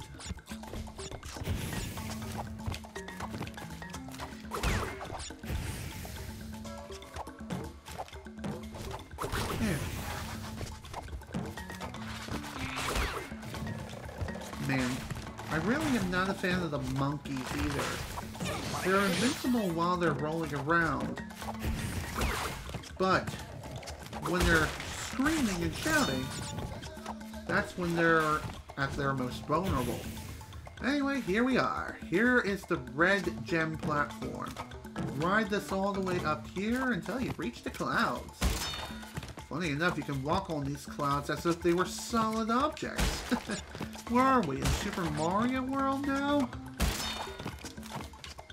Anyway, there's a bunch of boxes up here, which we need to bounce up to and hit.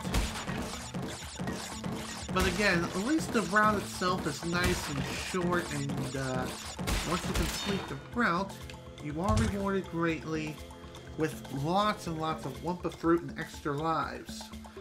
Well, at least a couple of extra lives, anyway.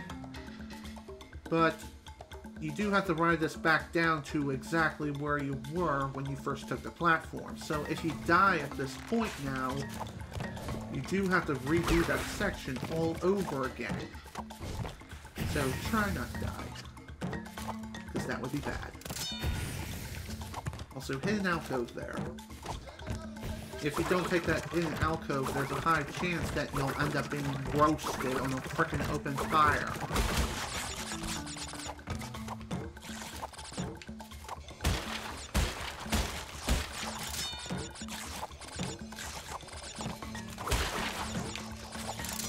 There we go. Another gem collected.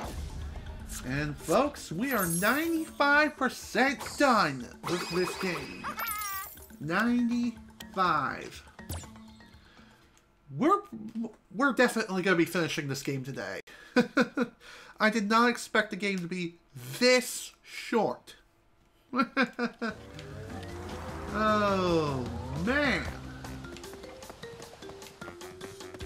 Okay, on to the next level that we still have left to grab the clear gem on. That is Road to Nowhere. I know, quite a lot of levels from Native Fortress. Funny enough, most of the clear gems that we've yet to collect are all on the first island where N Sane Beach is. Thankfully, this particular level is nowhere near as difficult as the high road.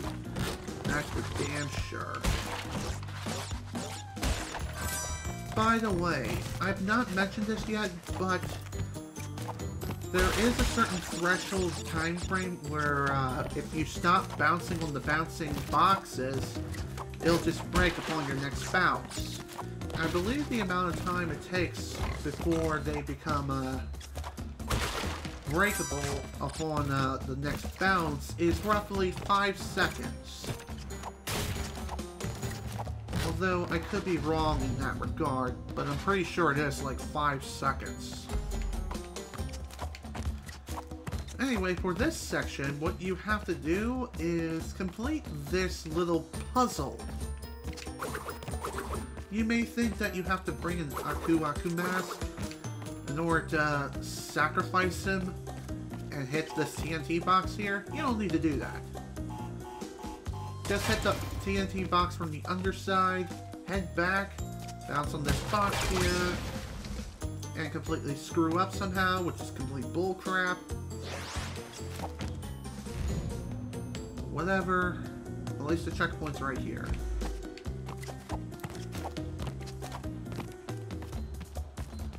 Again, you just have to time it just right.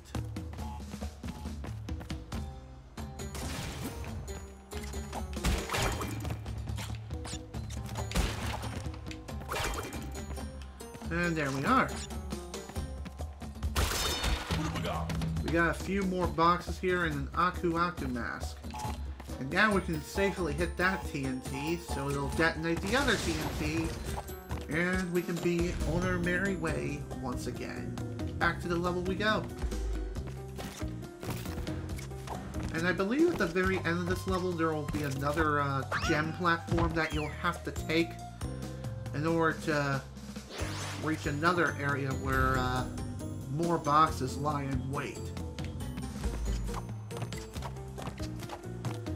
And once again, if you happen to die during this entire section, after completing it, then once again you have to redo it.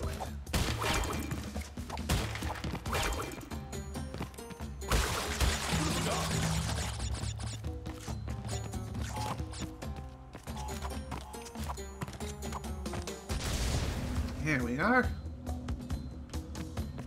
Another job well done. Now let's try to get through this section in one piece, please.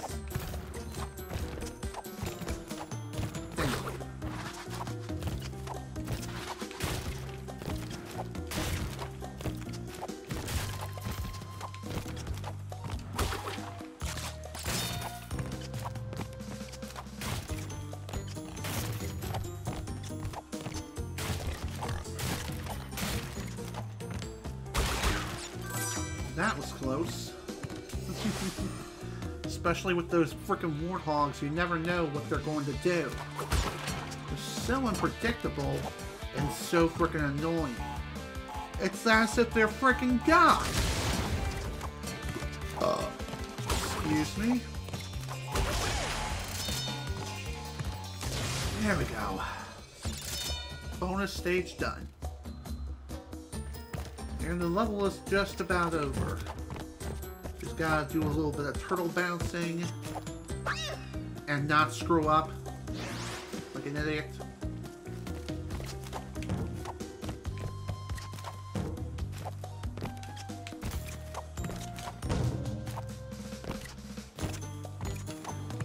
Sometimes doing short little hops is all that you need to do in order to progress.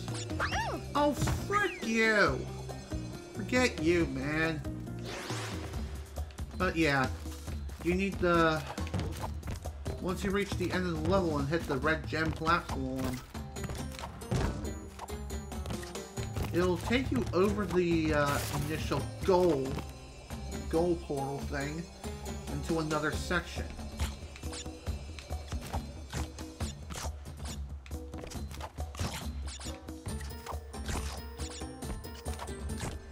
Use the peaches or the Wumpa fruit. Oh my god, I can't believe I said that. Use the Wumpa fruit as a guide of determining where the invisible platforms are. Pretty easy enough. But there we are. Another gem collected. 96 down. 96 down and only 96%. That's what I meant to say. We don't have too much more left to go. Only 2 left. First up is in here, Boulder Dash, and there's a... After that, then there's Cortex Power. And my god, Cortex Power is going to be really damn frustrating. I can already tell.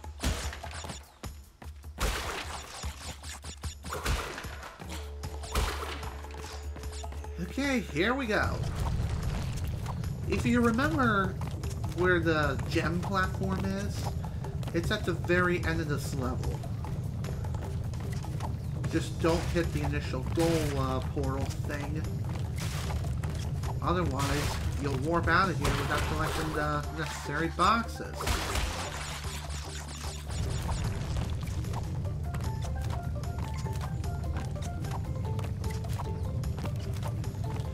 Okay.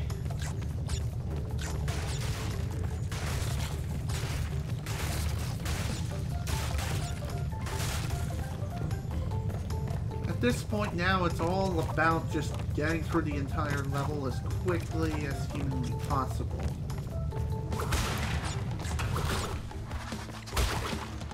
Once we get through it, we should be able to finish this nice and quick.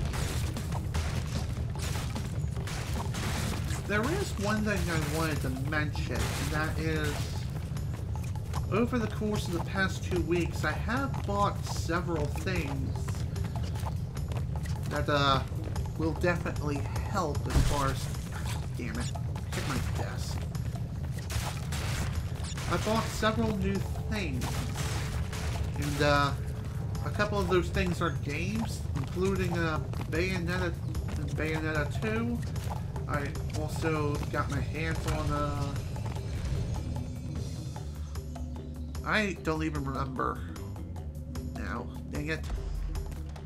Okay, why did my FPS just tank?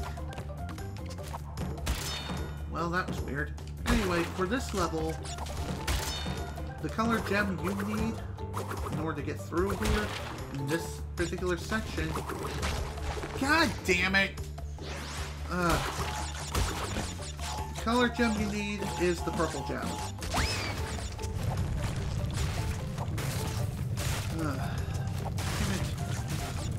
So not only have I bought some new games, I also bought myself a 4K Ultra HD television.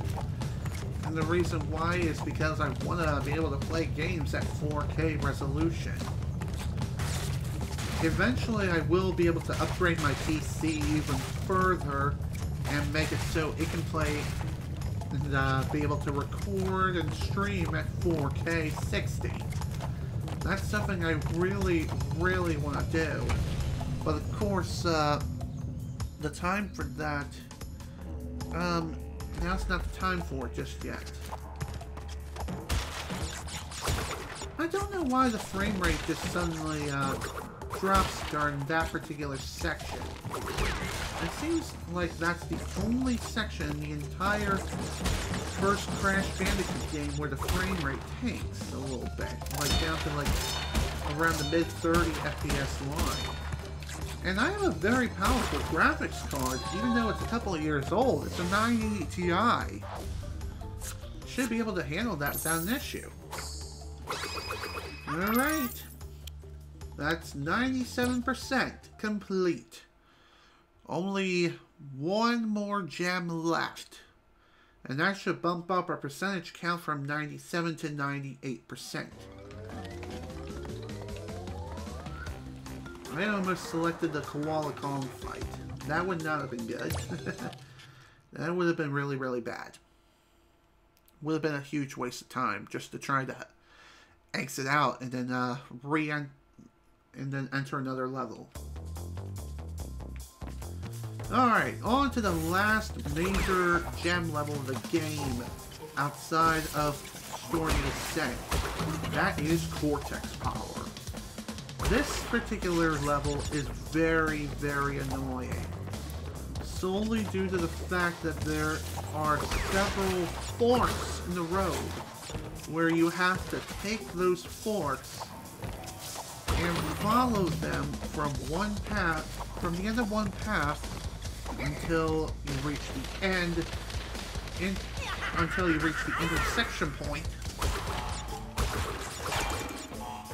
And then you have to make your way all the way back to the other side, while also having to deal with the bad camera as you're trying to run backwards.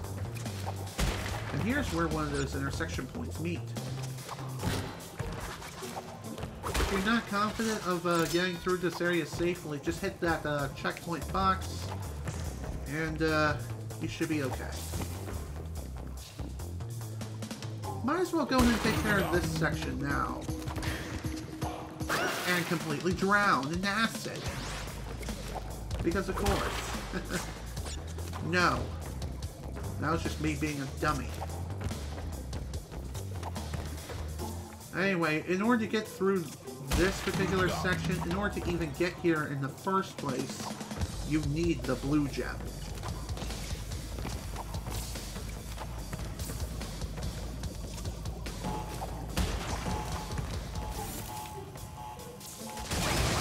God damn it, I hit the frickin' burning pipe.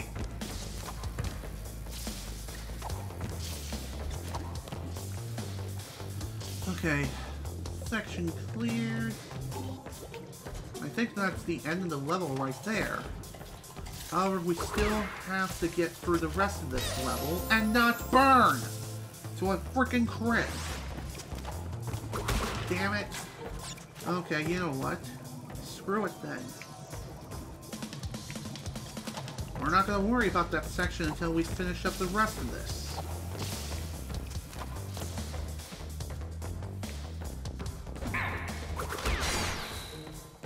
Go.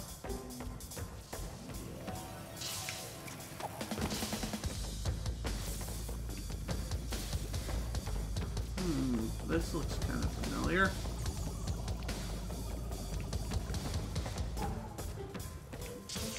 I feel like I progressed too far back. Yes, I did. Figures. Back at the beginning. So really, there was only one boss. I ended up having to collect on my way back here. Honestly, that's not that bad.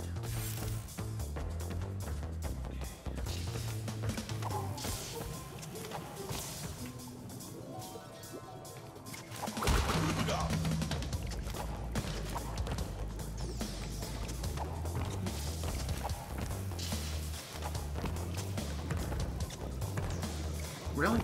Really? There. Now they detonate. Why didn't they start detonating before?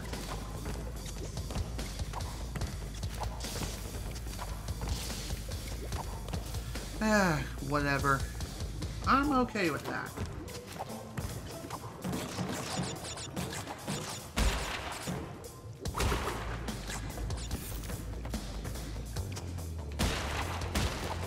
I feel like I'm missing a lot of stuff right now. Yeah. Damn it. That would only result in 40. So I somehow missed 2 gems. I mean, 2 freaking boxes in this attempt. How? How did I miss them? Where did I miss them? Where the hell are they? Only one way to find out, and that is to dive right back in. Dive back in and do this level all over again.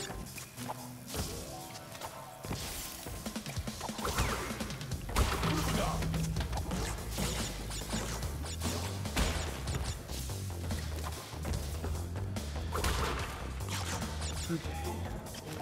Crap.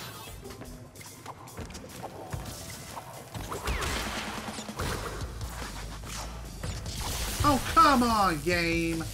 That is some bullshit.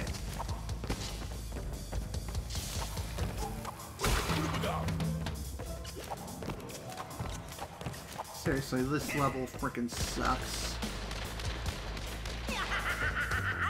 I am not a big fan of this stage whatsoever. Just due to all the backtracking that you have to do. And considering the fact that it's really, really dangerous to do that due to the really bad camera angles that you can get throughout the entirety of the stage. Okay, I think I know exactly where I missed boxes. Upon reaching the end path, not this way, but upon completing the gem route. Okay, that was weird. The guy just simply disappeared. Like a magician. the hell is up with that? Whatever.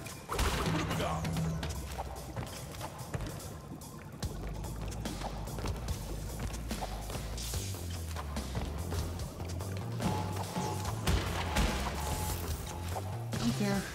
Don't freaking care.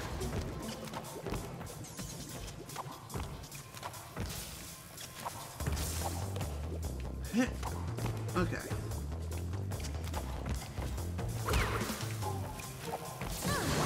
That was bull crap.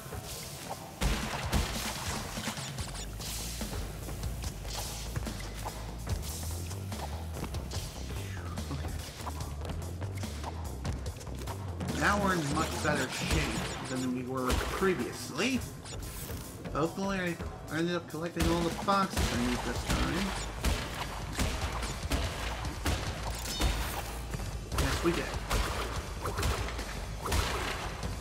There we go. That's the last gem from all the major levels of the game. There's only one more in the entire game, and that is with Stormy Assent. And we also got an achievement too, the Ultimate Gem Path. The achievement is achieved when you collect all the gems in the entire game. So that is freaking sweet. Alright. Before we fight the final boss, there's still the matter of this last godforsaken level, Stormy Assent. Let's begin this god-awful level now. Good luck, you're going to need it. Indeed, I will. Thankfully, this is another one of those levels that has just a clear gem. But the reason why this level never made it in the original game in the first place is because it was deemed too hard, and I can definitely see why. There is so much that can go wrong, and there's a lot of preparation and stuff that you need to set up in order to... There's a lot of things that you gotta be sure you do and do it exactly perfectly. If you don't, well then you're going to die again and again. Let's see how many lives I'll lose here. I'm at 97 lives to start. Let's see how many lives I'll lose. Bet you I'm gonna probably end up losing them all. Okay, maybe not that incompetent in myself. Still though. I have played through this stage numerous times, but I've only beaten it like once or twice. That's it.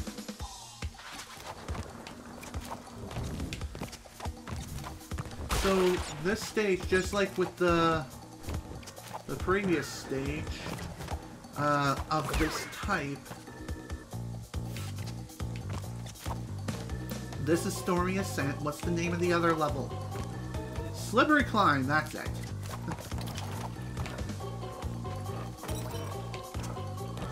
Just like with the Slippery Climb, this level will test you in more ways than you can count. You need to understand the game's mechanics inside and out. You need to understand everything, how this game works, how it plays, and you need to get a feel for everything that the game has for you. And you also have to be able to read platforms like a book.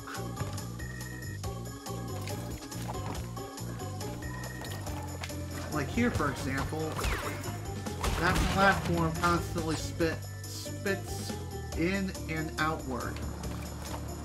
And there's also a scientist throwing a frickin' potion around about like a frickin' pansy.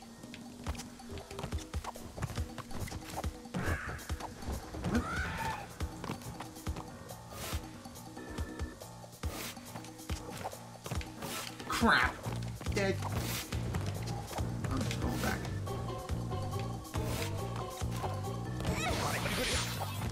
Damn it. Of course I did that. If you mistime a jump, there's a pretty good chance that you're going to end up falling and dying somehow. Now this particular fun section, you have to wait for the stairs to start forming. And then proceed down the stairs nice and quickly, or else you're going to end up falling into spikes and dying.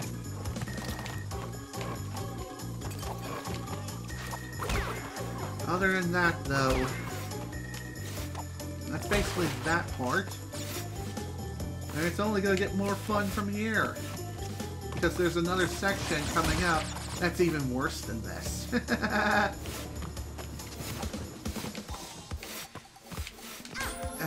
Again, if you hesitate, even for a split second, you're going to die. This kind of level requires a ton of concentration. God damn it, game.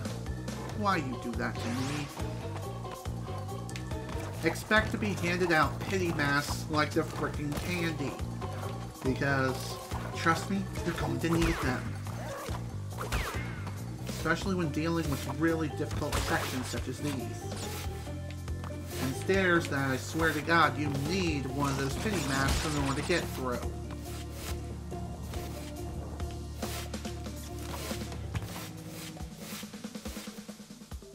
It may seem like Coco would be the ideal choice for a level such as this, given the fact that their hitbox is slightly smaller.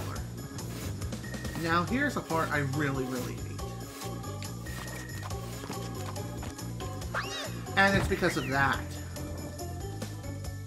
It's because of those frickin' platforms that are really difficult to read. Plus the speed of which the platforms retract and extend. It's definitely something else. Oh, fudge, yo! Can't believe that shit.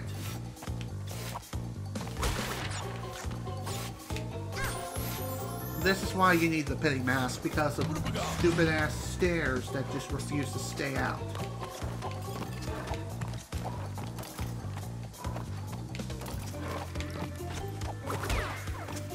With great determination comes progress.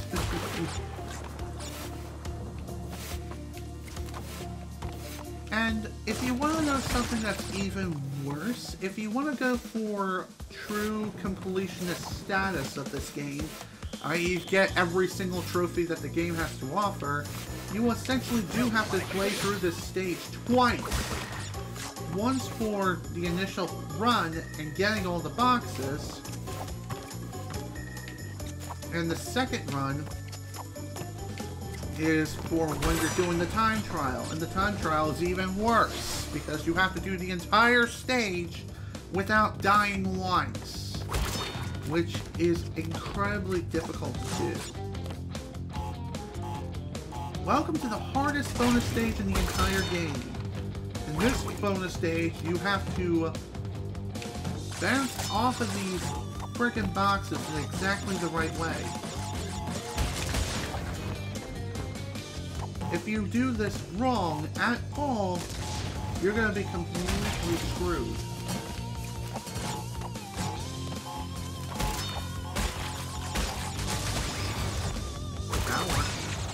Or not. God damn it. Of course, there had to be another frickin' TNT box off screen. That is just the worst. Absolute worst.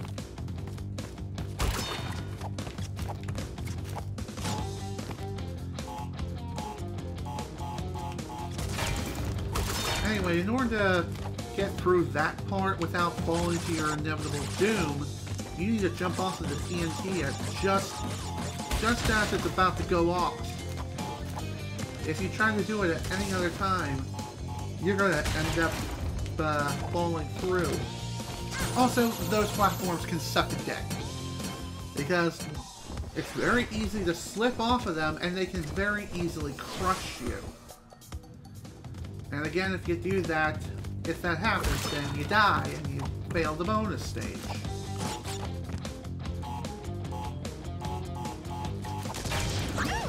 damn it. I find it kind of funny how, occasionally the shoes and stuff would fly up off the pit. And when they do, occasionally they will just fade right through a platform. Why is that? I don't know, probably a developer oversight? Who knows? Either way, looks like Slim Kirby is live. Cool.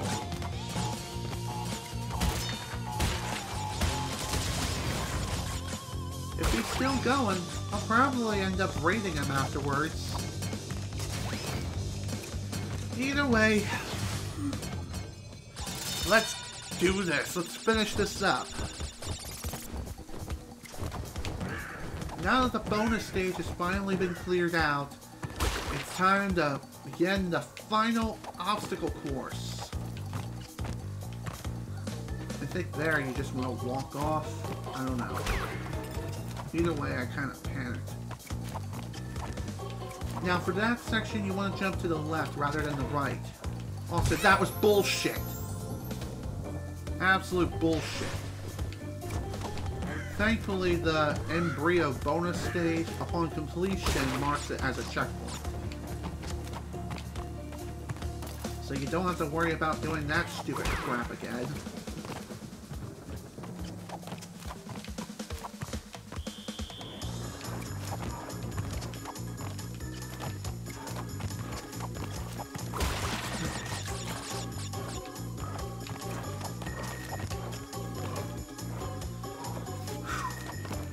Almost there.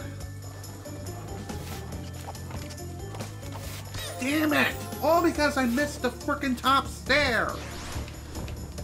And if I would have tried to go for the top stair, the stairs would have retracted.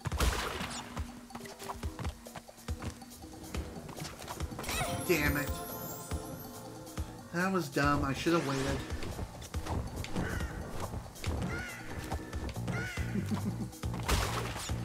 Crash 1, I did it. Crash 2, I did it. Crash 3, I did it. Just thinking of that one Categoris video that he uploaded recently, where he showed off that he got all the platinum relics in all 3 Crash games of the original trilogy. On the N Sane Trilogy, to be exact. On the Switch.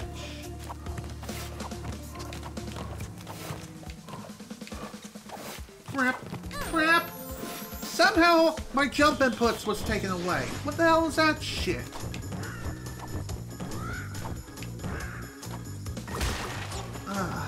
Screw this frickin' level! I should have waited a little bit.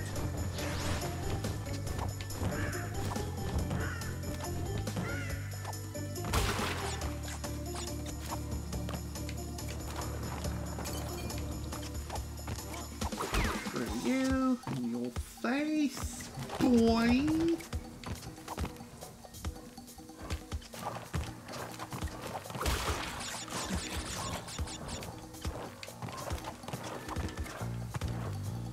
Just a little bit further now. Now we got the staircase of doom number 2.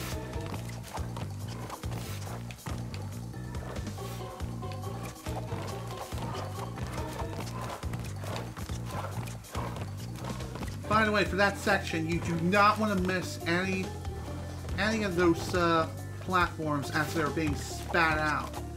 If you miss, there's a high chance the platforms will become out of sync, and thus you'll be soft locked until you KMS and start over. Damn it! Nice snipe, dude. Seriously though, screw you.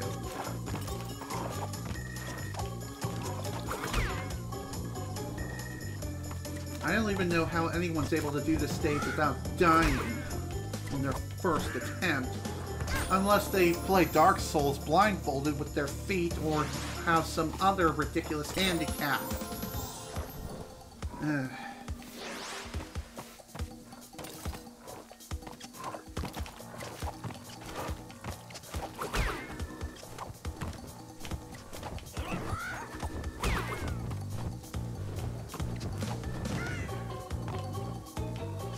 Okay.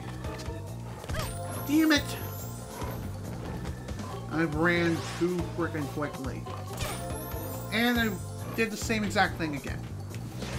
Screw this level.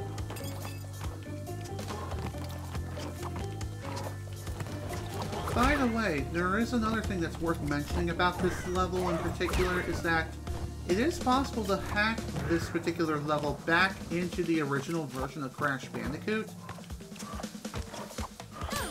Come on. If you happen to hack it back into the original version of the game, and you attempt to complete it, or enter a bonus stage, if you complete the stage or enter a bonus stage, the game will just simply crash. And the whole reason as to why is because there's no bonus level associated with that particular stage. Just saying.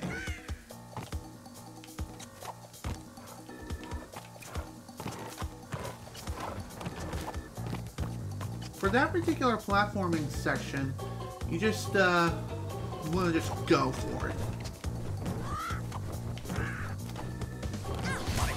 And that's what happens when you hesitate. When you think you're not going to be able to make it to the birds, you just completely die.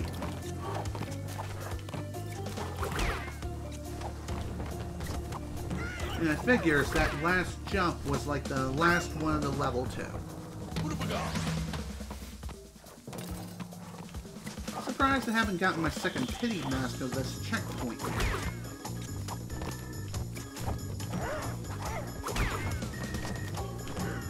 Damn it. Yeah, if you fall onto the spikes there's no getting back up, no matter what you do. Even if you happen to have another... I almost called him Uka Uka. It's Aku Aku. How did I live? God damn it. Gotta stop jumping too soon. But can you bring... Also, that was fucking bullshit. I got killed by nothing. Nothing.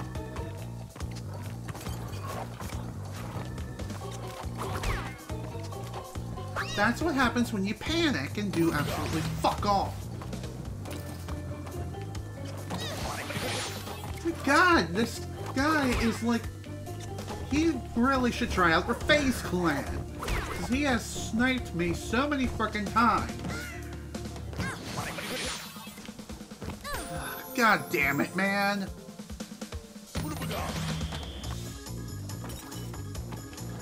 Why can't I get past this section without getting hit anymore?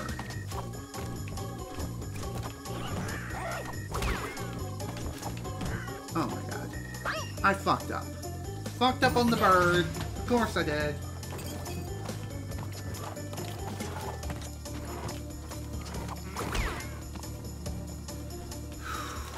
Just gotta slow down a little bit here. Not doing the time trial of this stage yet.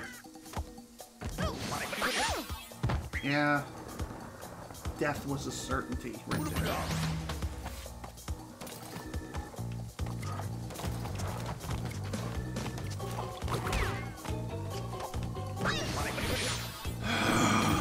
Screw this game. Funny enough, I was getting through this level pretty decently until the final section.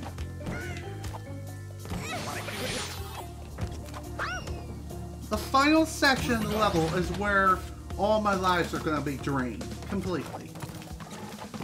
I know it.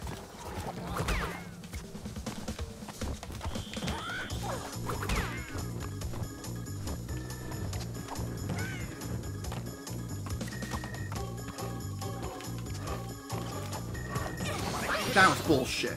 Absolute bullshit. They did not reappear when they should have. The cycle got completely fricked up. Also, that too was bullshit.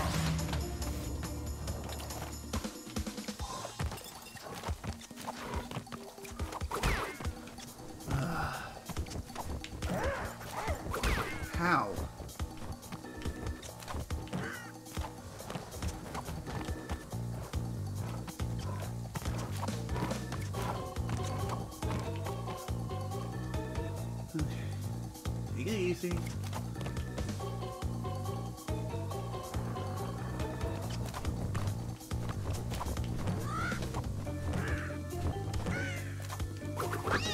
God damn it! Somehow my momentum was killed completely. All because of that final frickin' bird. How did I recover? I should have been dead.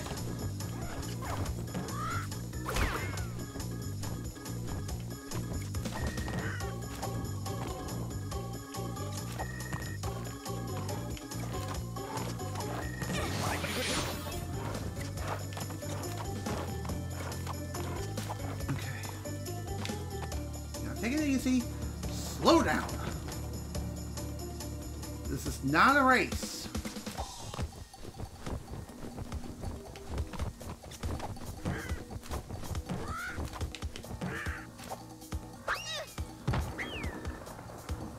Oh my God. Why can't I get past that section? That is an easy section. That's supposed to be easy.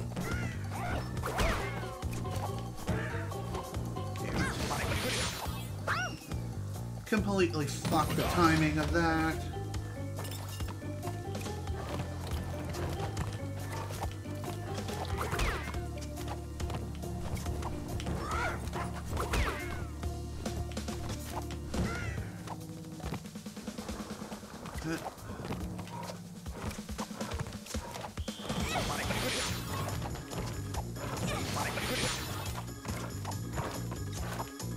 I don't even. Man, I suck at this game.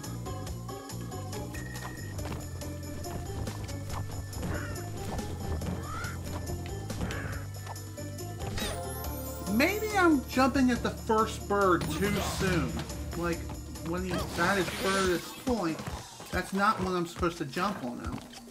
Maybe I have to wait till he gets closer? That way I don't screw up the remaining cycle of the other birds?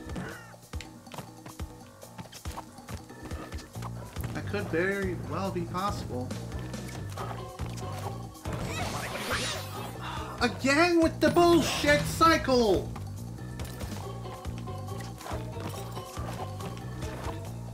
I swear to God, it goes faster at 30 FPS than it does at 60 FPS.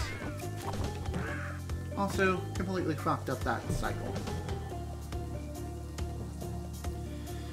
And of course, it takes 10,000 years for the bird to respawn.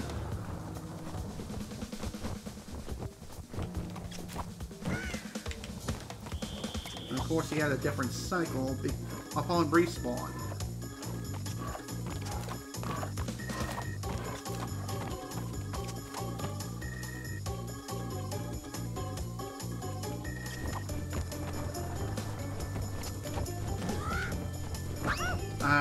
Shouldn't have done that. Should have just gone for the full, long bounce. Instead, I wasn't sure. Wasn't sure if I was not gonna make it.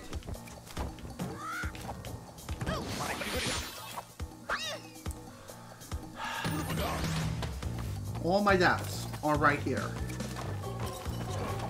In this entire final section of the level. All of them.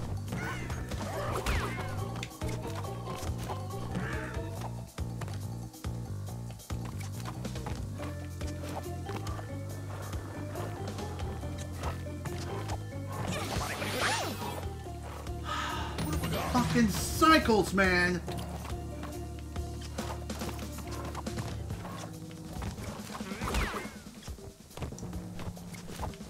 Why do the cycles not work properly at 60 FPS?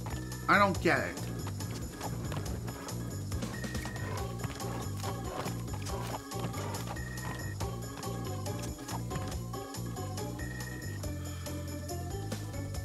If I could create a save state, I probably would right about here.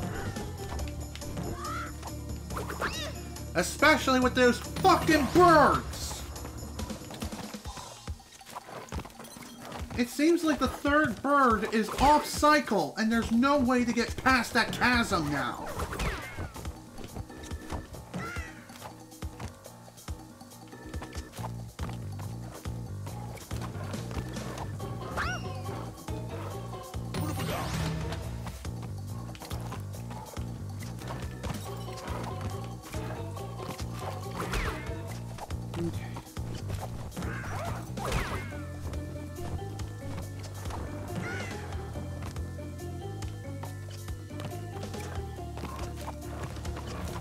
There's gotta be something I'm completely missing with the birds and shit.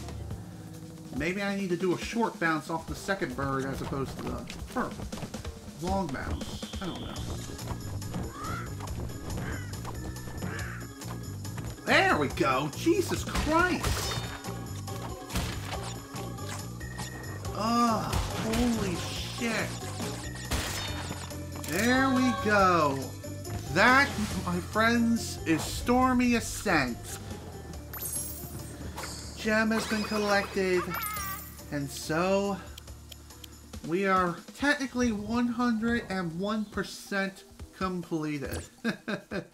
And we also got another achievement for our troubles as well, known as, I can't even remember. I just saw it too.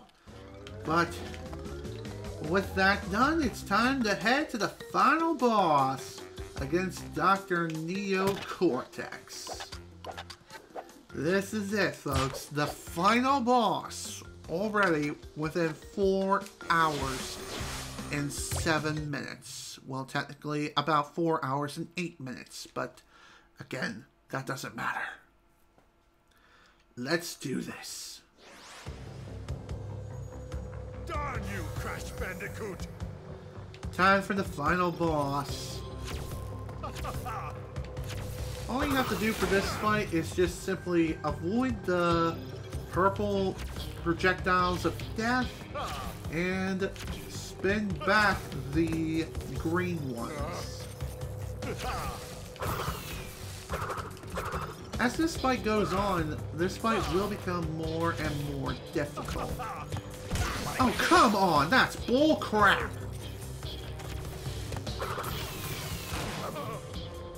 There we are.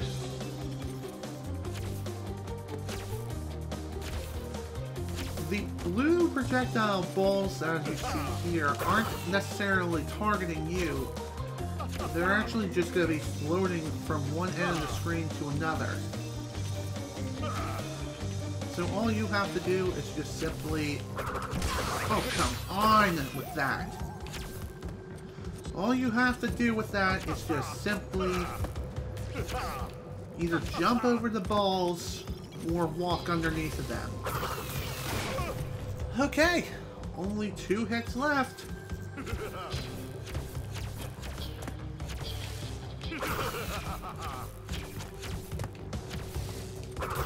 This is where having a second hit right about now would be nice. And there we go. Cortex is done. Overall, a very easy boss fight. And that, as they say, is that. And that's the end of Cortex. And so he plummets down into the void. Wherever it may lead him, nobody knows. After his defeat, Tana somehow appears out of freaking nowhere, jumps on top of the blimp, and we're going to go ahead and skip the credits here because with the credit sequence, the credits is the same for all 3 Crash games. And since that is finally done, we now have access to one more additional thing, and that is with the Great Hall. But before I do that, I would like to show off one more thing, and that is the time trial mode. I thought about this over, and I'm going to be doing the same thing that Slim Kirby did during his playthrough, and that is show off a couple of levels here with the time trial mode and how it works.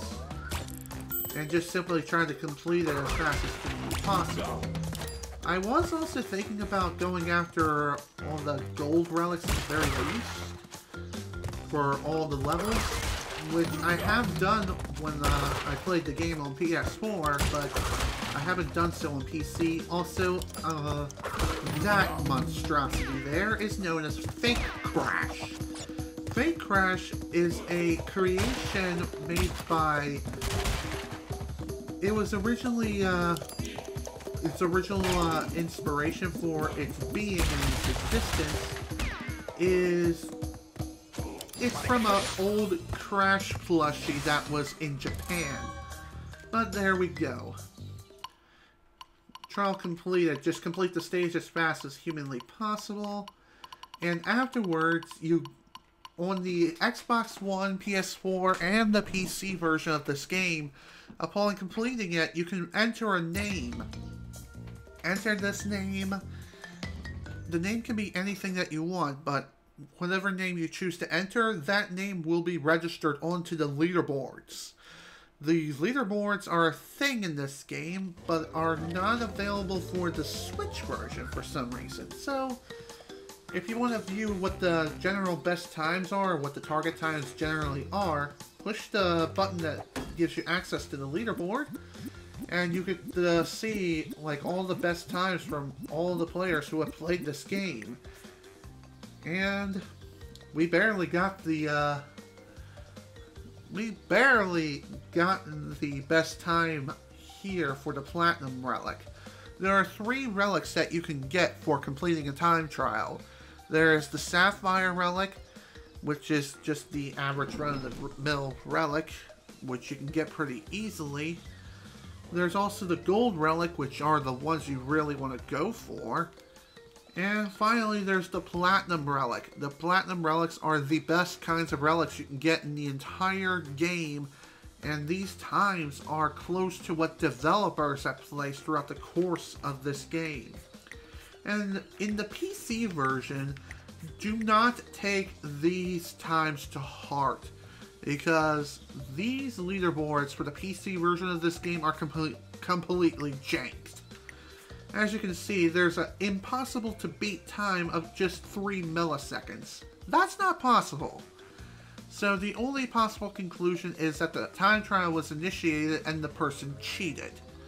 So that's really unfortunate that the leaderboards are basically screwed up completely to high heaven in the PC version of the game, but they are more legitimate on the console versions of the game. Minus the Nintendo Switch version, of course, unless that was patched in with a recent update that I'm completely unaware of. I mean, it's very well possible that could be the case, but again, that's just the way that works. And that's basically the time trials here. Let's do another level. How about Hog Wild? The whole reason why I want to go here is so that way I can show off the other mechanic that the game offers you as another way to play. Well, kind of. Anyway, in order to initiate the time trial for like Hog Wild, what you have to do is run into the stopwatch. If you fail to run into it, you'll be playing through the level normally. If you really want to go fast in this stage, what you have to do is essentially try not to move around too much, because moving around forces you to slow down. And as you can see, upon failing a time trial, you are sent back to the very beginning of the stage, but you don't lose any lives either, so that's really good news.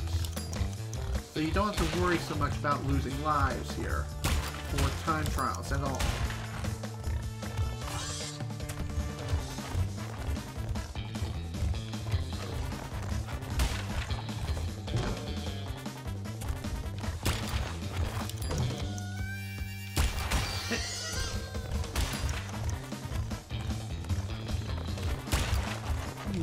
As much as people give flack to these levels, I'm actually a big fan of these riding levels. They're quite a lot of fun. Well, albeit can be really, really difficult at times, especially in the next game, Crash Bandicoot 2. Even so, still a lot of fun to play through nonetheless. And there we go, another easy platinum relic right there for the taking.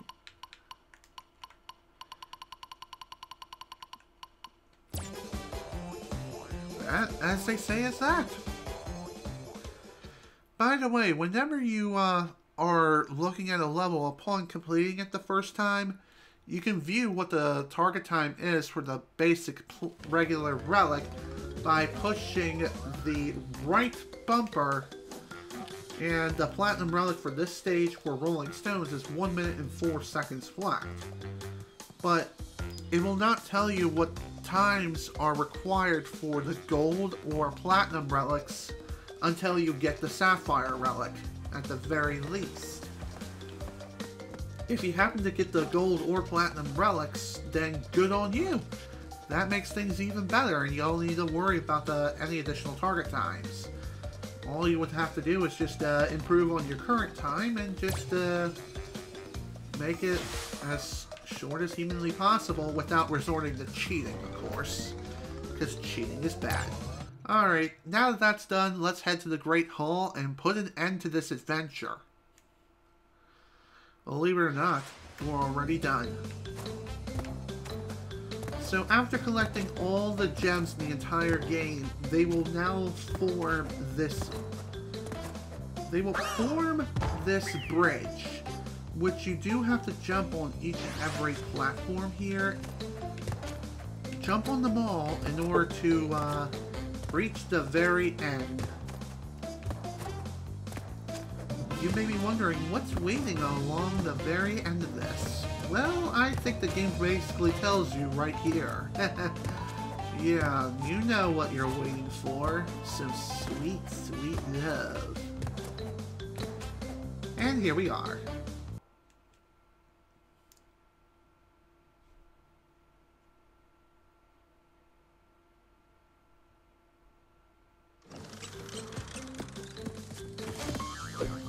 Hello, Tana! I'm surprised you managed to escape. Again. And managed to grab a bird.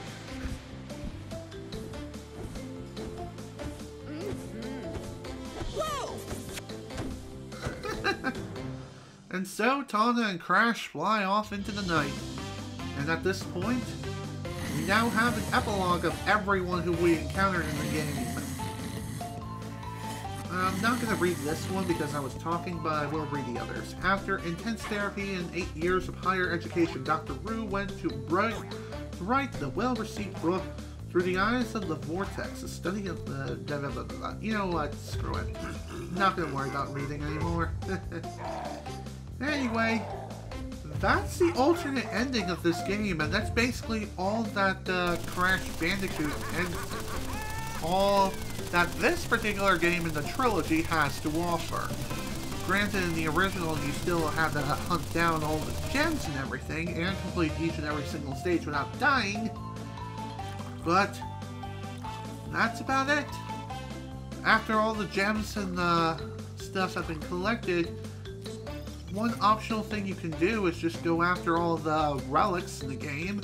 Whether it be Sapphire if you're not really that big of a completionist, or if you want that sweet gold relic, that's entirely up to you. It's all up to personal preference. But yeah, that's the end of the game. That is Crash Bandicoot.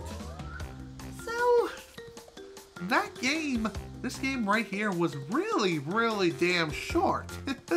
Only took me like 4 hours and 20 minutes to fully complete 101%, including Stormy Assent. And that is a true testament of how determined one person can be. The final completion for this playthrough will be 103%. I believe the final completion total that you can have upon collecting all the relics in the entire game is, I believe, 105%. Either way, that's basically as high of a percentage that you can go in this particular game. And since this game was so short in the entire collection, I think what I'm going to end up doing is, for the next stream that I'm going to do, I'm probably going to just say screw it and just jump into the sequel directly. And that is the next game in the series, Crash Bandicoot 2 Cortex Strikes Back. So with that, I'm done with Crash Bandicoot 1. This is General Snivy with the Crash Bandicoot playthrough of the N Sane Trilogy. Thank you all so much for watching, and if you were able to attend the live stream live, thank you for attending. The next time I play this game, we will be playing through and starting up Crash Bandicoot 2 Cortex Strikes Back. Hope you are all looking forward to that, and once again, thank you all so much for watching. Hope you all enjoyed, and I will see you all next time.